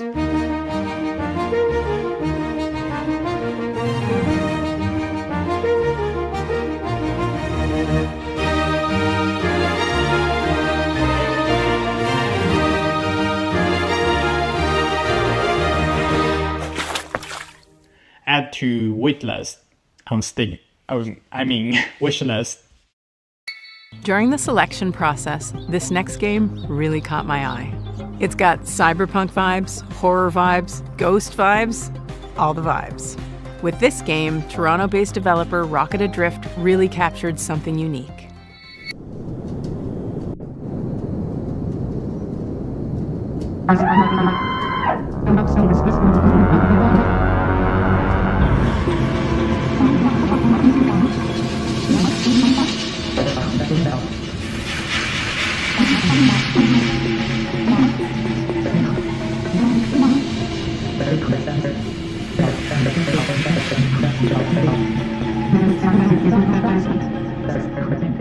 Psychroma is a cyberpunk horror game. One of the concepts that we wanted to really emphasize was identity, what it means to be who you are, and how horrific it might be if that was stripped from you. The protagonist has amnesia. You don't know who you are. The idea of losing yourself, it seems like it should be the one thing that can't be taken away from you. We wanted to set the game into a kind of cyberpunk future.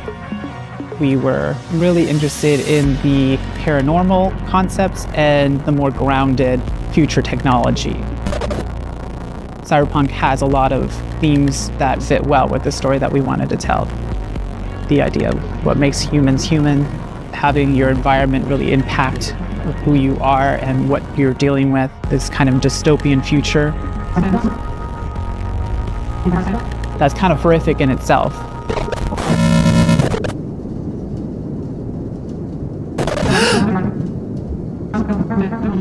In our main character, Hayes, we also decided to make them non-binary and biracial.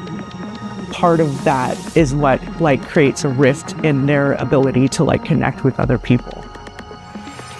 And so Psychroma was a great way for me to explore that part of myself, not being Black enough for the Black community and obviously not white passing. And I've never really been able to explore that or really talk about that openly until now, I think.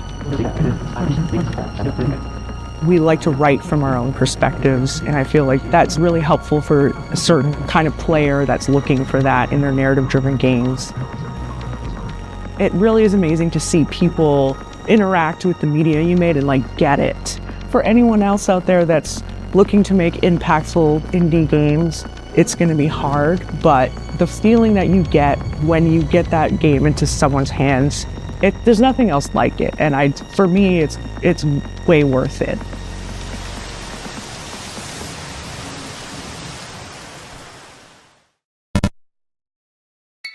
It's time to get cozy, and this game is about as cozy as it gets, because it's about houses, just not quite in the way you'd expect. By Tanant Games, this is Building Relationships. สวัสดีครับชื่อธนัท บุษยางกูลครับจากกรุงเทพมหานคร and I'm here to show you probably the most stupid game you'll see all day today. It's a silly adventure game where you play as a house on a date, and it's called Building Relationships. Take a look.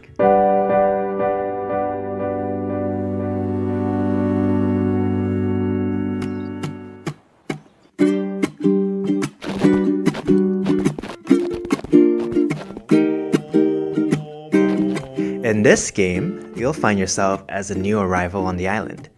You'll be exploring the area, moving around just like a real house. Here's a bunch of wacky structures you can meet, like Mint, who's a friendly apartment, here to help introduce you to the others. Or Millie, who's this tall windmill that might just step on you if you ask them nicely. You'll also find these Chesters hiding around the island. They're not looking for a date, they're in a very complicated polycule, but they'll help you unlock new abilities like jumping and wave dashing. If you're looking for a break, there's a bunch of fishing spots around the island, though the local wildlife might not be what you expected.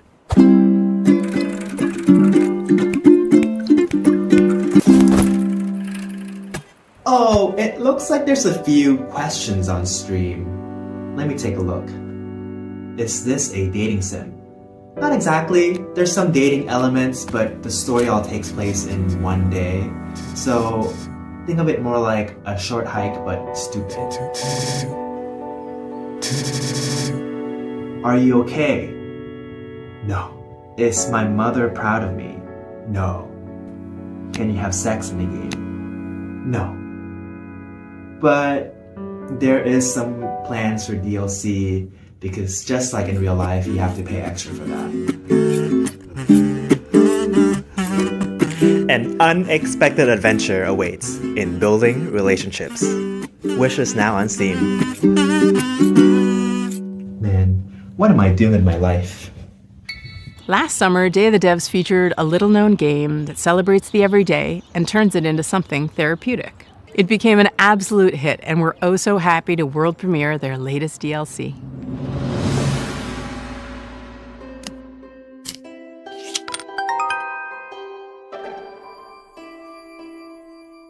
Hello, I'm Annie. And this is Lucas. Here we are, working hard, finding stars for A Little to the Left. It's a game where you solve puzzles by organizing household items. We think it's neat that there are different ways to arrange things. In our game, you find stars with each arrangement that you discover. And we really leaned into this idea for our new DLC, A Little to the Left, Seeing Stars. Seeing Stars is all about multiple solutions. There are 33 new levels and 5 additional bonus levels to unlock. Some levels have up to 5 different ways to solve them. In total, there are 100 stars to discover. We've introduced interactive items that fold, flap, stick, stack, smash, and bounce. We've got the classic organizational puzzles, of course, and solutions that range from easy to tricky. There's a lot to be excited about, but the best thing of all might just be more cats. A Little to the Left, Seeing Stars, available June 25th. Have you ever wanted to play a game forever? In Hello Again, developed by the folks at Soup Island, you'll delve into ancient ruins, and thanks to a strange time loop affecting the island you're on, you'll have plenty of time to explore every inch. Hello again. My name is Dwight Davis, and I'm the sole developer behind Hello Again, which is a game about being trapped in the world's coziest time loop.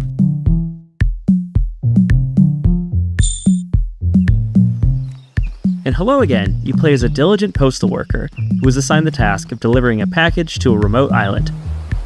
One shipwreck later, you awaken stranded on the island and trapped inside an unexplained 12-hour time loop. The 3 core pillars of Hello Again are exploration, conversation, and puzzle solving.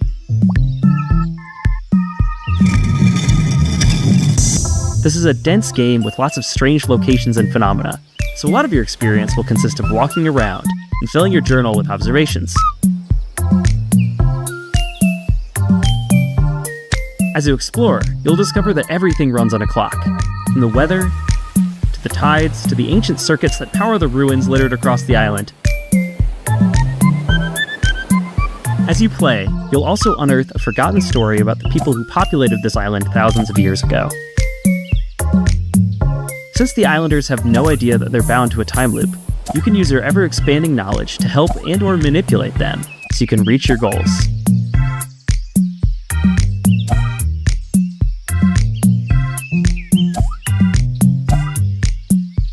So, in short, what happens when you mix the gameplay and mechanics of Outer Wilds with the vibes of Animal Crossing and the small-town feel of Groundhog Day? The answer is Hello Again, coming in 2025. So our next title, Tom the Post Girl, is a narrative adventure game by Zurich-based studio Oopsie Daisies. And aptly named, as Tom, our main character, has plenty of oopsie daisies of her own in this game. It has a twisted sense of humor and offers choices that'll leave you wondering, should I have done that? Yeah, it's probably fine. If you're looking to connect with your inner voyeur, this is the game for you. Hello, we're the Oopsie Daisies, a small studio from Switzerland, and we are here to present you our debut title, Tom the Post Girl.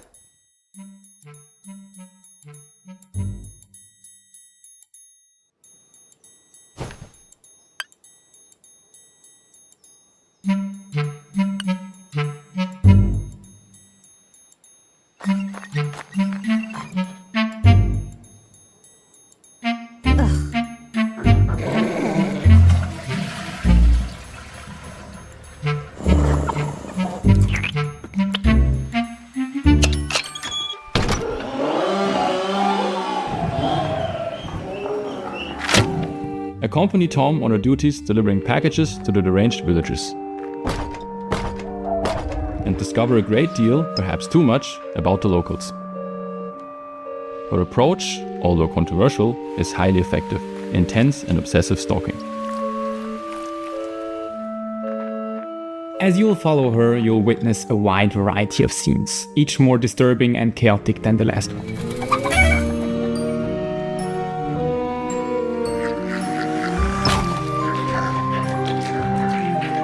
But is that really gonna stop you from continuing to do so? Quite the opposite. We were inspired by the Little Red Riding Hood, which you can recognize in the main protagonist, Tom. We then used her curiosity and exaggerated it to the max, turning her into a stalking pod girl. We had a lot of fun creating this very strange, unique, hand-drawn environment for you to explore, and hope that you'll also enjoy stalking around in it.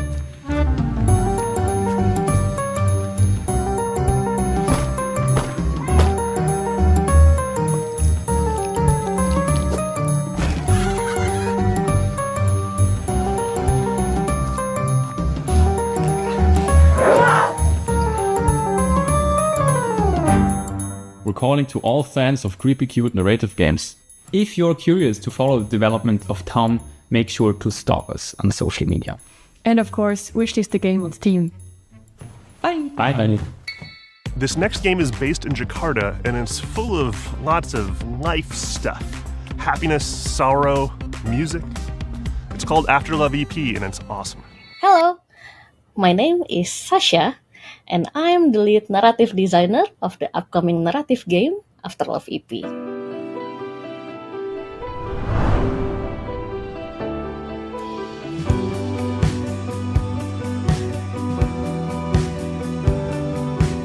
This game is about a musician in Jakarta who hears the voice of his girlfriend after her death. Come on, Nama, get up! It will explore the theme of love, dealing with loss and grief, and finding your true self in the bustling city of Jakarta. This game was the golden child of my best friend, the late Fahmi Hasni, who sadly passed away in March 2022. And I know how much he loved this project, and he would want the world to listen to this story, so we are more than honored to pick up the torch and continue his legacy. Fahmi loved Jakarta very much. I'm always the introvert side of our friendship duo, and he was always the one who took me to all the wonderful places in Jakarta I used to never know about, and most of those places made it into the game. Like the places where he loved ramen, or where he would get his coffee, or like where he would meet his friends, or music. And I've enjoyed exploring those places in the game, like we used to do. We've had the pleasure of working with a wonderful shoegaze band from Jakarta, Lalfalfa. They are very brilliant. Sorry, I can't really help fangirling about them. They are so good. And Lalfalfa will be making the soundtrack for Afterlove EP, including the music Rama plays in the rhythm game.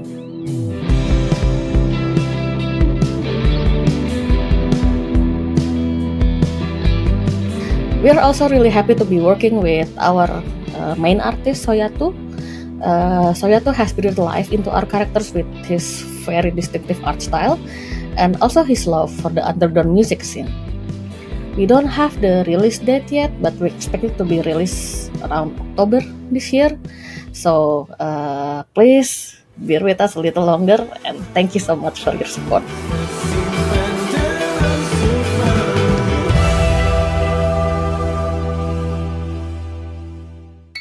We all need a good mystery to unravel, and the team at European developer Caligram Studios aims to please with their upcoming game Phoenix Springs. In this neo-noir adventure, you'll search for your lost brother while navigating a captivating world with one of the most striking color palettes I've ever seen. Hi, I'm Jigme Oiser, co-founder of Caligram Studio, and it's my pleasure to introduce you to our mystery adventure game Phoenix Springs. When I finally find him, my brother makes me promise not to go to the Oasis, so of course it's where I end up. You play as Iris Dormer, a reporter whose search for a brother leads her to this beautiful yet eerie desert oasis named Phoenix Springs. It is a beautiful place to explore. Life is slow. The air is clean. Secrets are kept. But should I stop looking for answers? We call it a modern point-and-click game. It feels like one of the classic of the 90s that we know and love. But the key difference is that you don't hold objects in your inventory. What you have instead are thoughts and concepts and ideas, like a detective pinboard, and you have to connect them with the world around you or mention them in conversations in order to progress.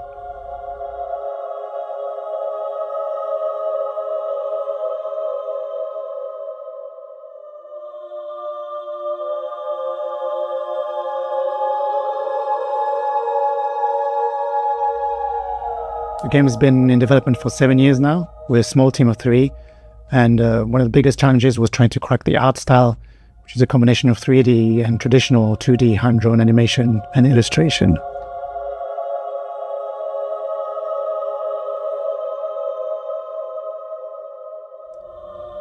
Over the last year, we've been incredibly lucky to be able to take the game on the road.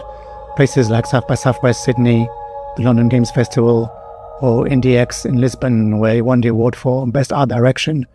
But really what we saw, the value of these events like Day of the Devs, it's not just being able to get the games in front of players, but really connect with other developers, especially in small teams who might be facing the same challenges you do.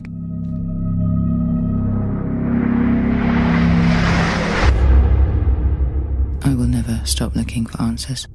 The game is set to release on September the 16th, 2024 on Steam, so you know what to do.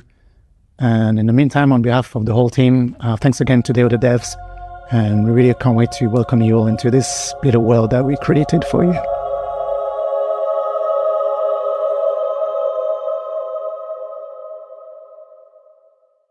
Road 96, Lost in Harmony, 1111, Memories Retold. Developer Digix Art out of France has had a pretty prolific run, and we're so very proud to world premiere their very next game. Spoiler alert, it has a lot of water.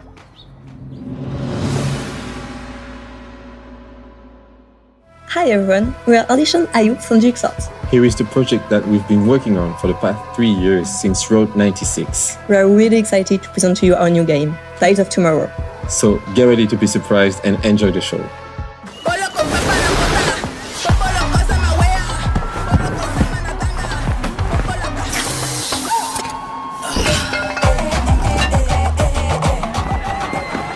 Welcome to Pleasureland, my friend. Best place to... Wait, you look familiar. Welcome to Pleasureland, my friend. I'll introduce you to the joys of this amazing place. You okay? You're not going to die, right? Yes, the bastard!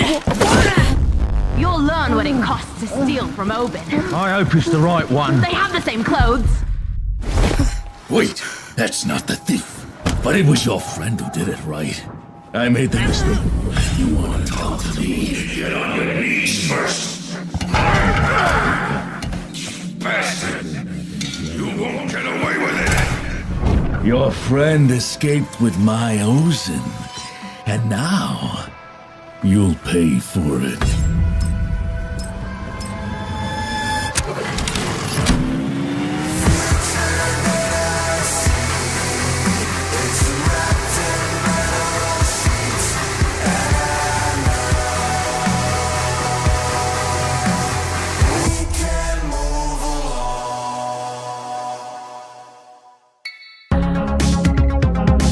With Day of the Devs, our mission has always been to celebrate the creativity, diversity, and magic of video games. We strive to give a voice to emerging and underrepresented talent and to connect players with developers and their games. For more than 10 years, we've featured hundreds and hundreds of games at in-person events, and our digital showcase have been watched by tens of millions of fans globally. Better yet, it's all been completely free. Free admission for attendees, free to watch our streams, and free for developers to participate.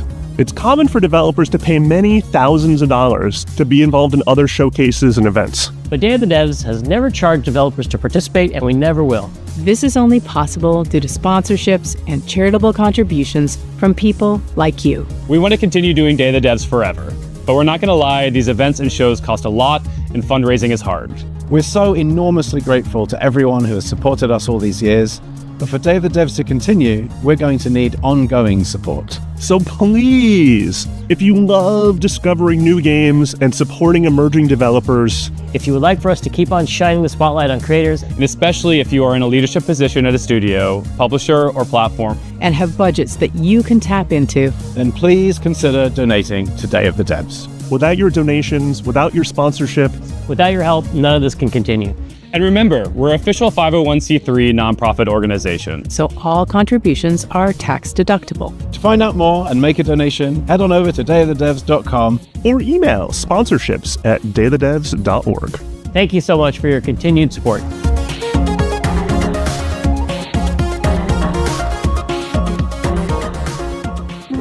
Stay tuned for Devolver Direct, coming up right after Day of the Devs. Thank you to our generous individual contributors and corporate sponsors. We could not do this without you. And here's a list of all the amazing companies that have supported us in 2024 so far. You could be on this list too, if you email us today. Founding sponsors, Double Fine Productions and I Am 8-Bit.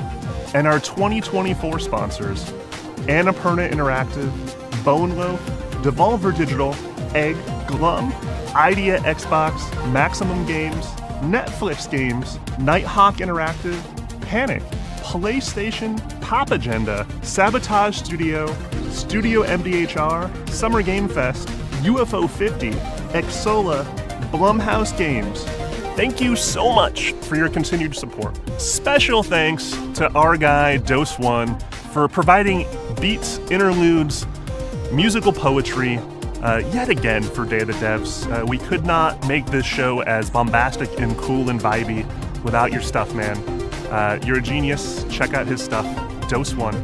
If you love this program and you want to support us, sign up for our email blast at dayofthedevs.org. We do lots of events and showcases throughout the year, and that's the first place to find out about stuff. Stay tuned after this program for a pretty awesome musical performance. You don't want to miss it. Looks like that's it today. Well, thank you so much for watching. Thank you, Jeff Keighley, for having us. Thank you for the developers for making these amazing games. Thank you to the curation committee for finding them. Thank you to all the sponsors who helped make Day of the Devs possible. And most of all, thank you to you for sticking around to check out these games. Have a great day, and thanks for watching Day of the Devs Summer Games Fest Edition. Bye.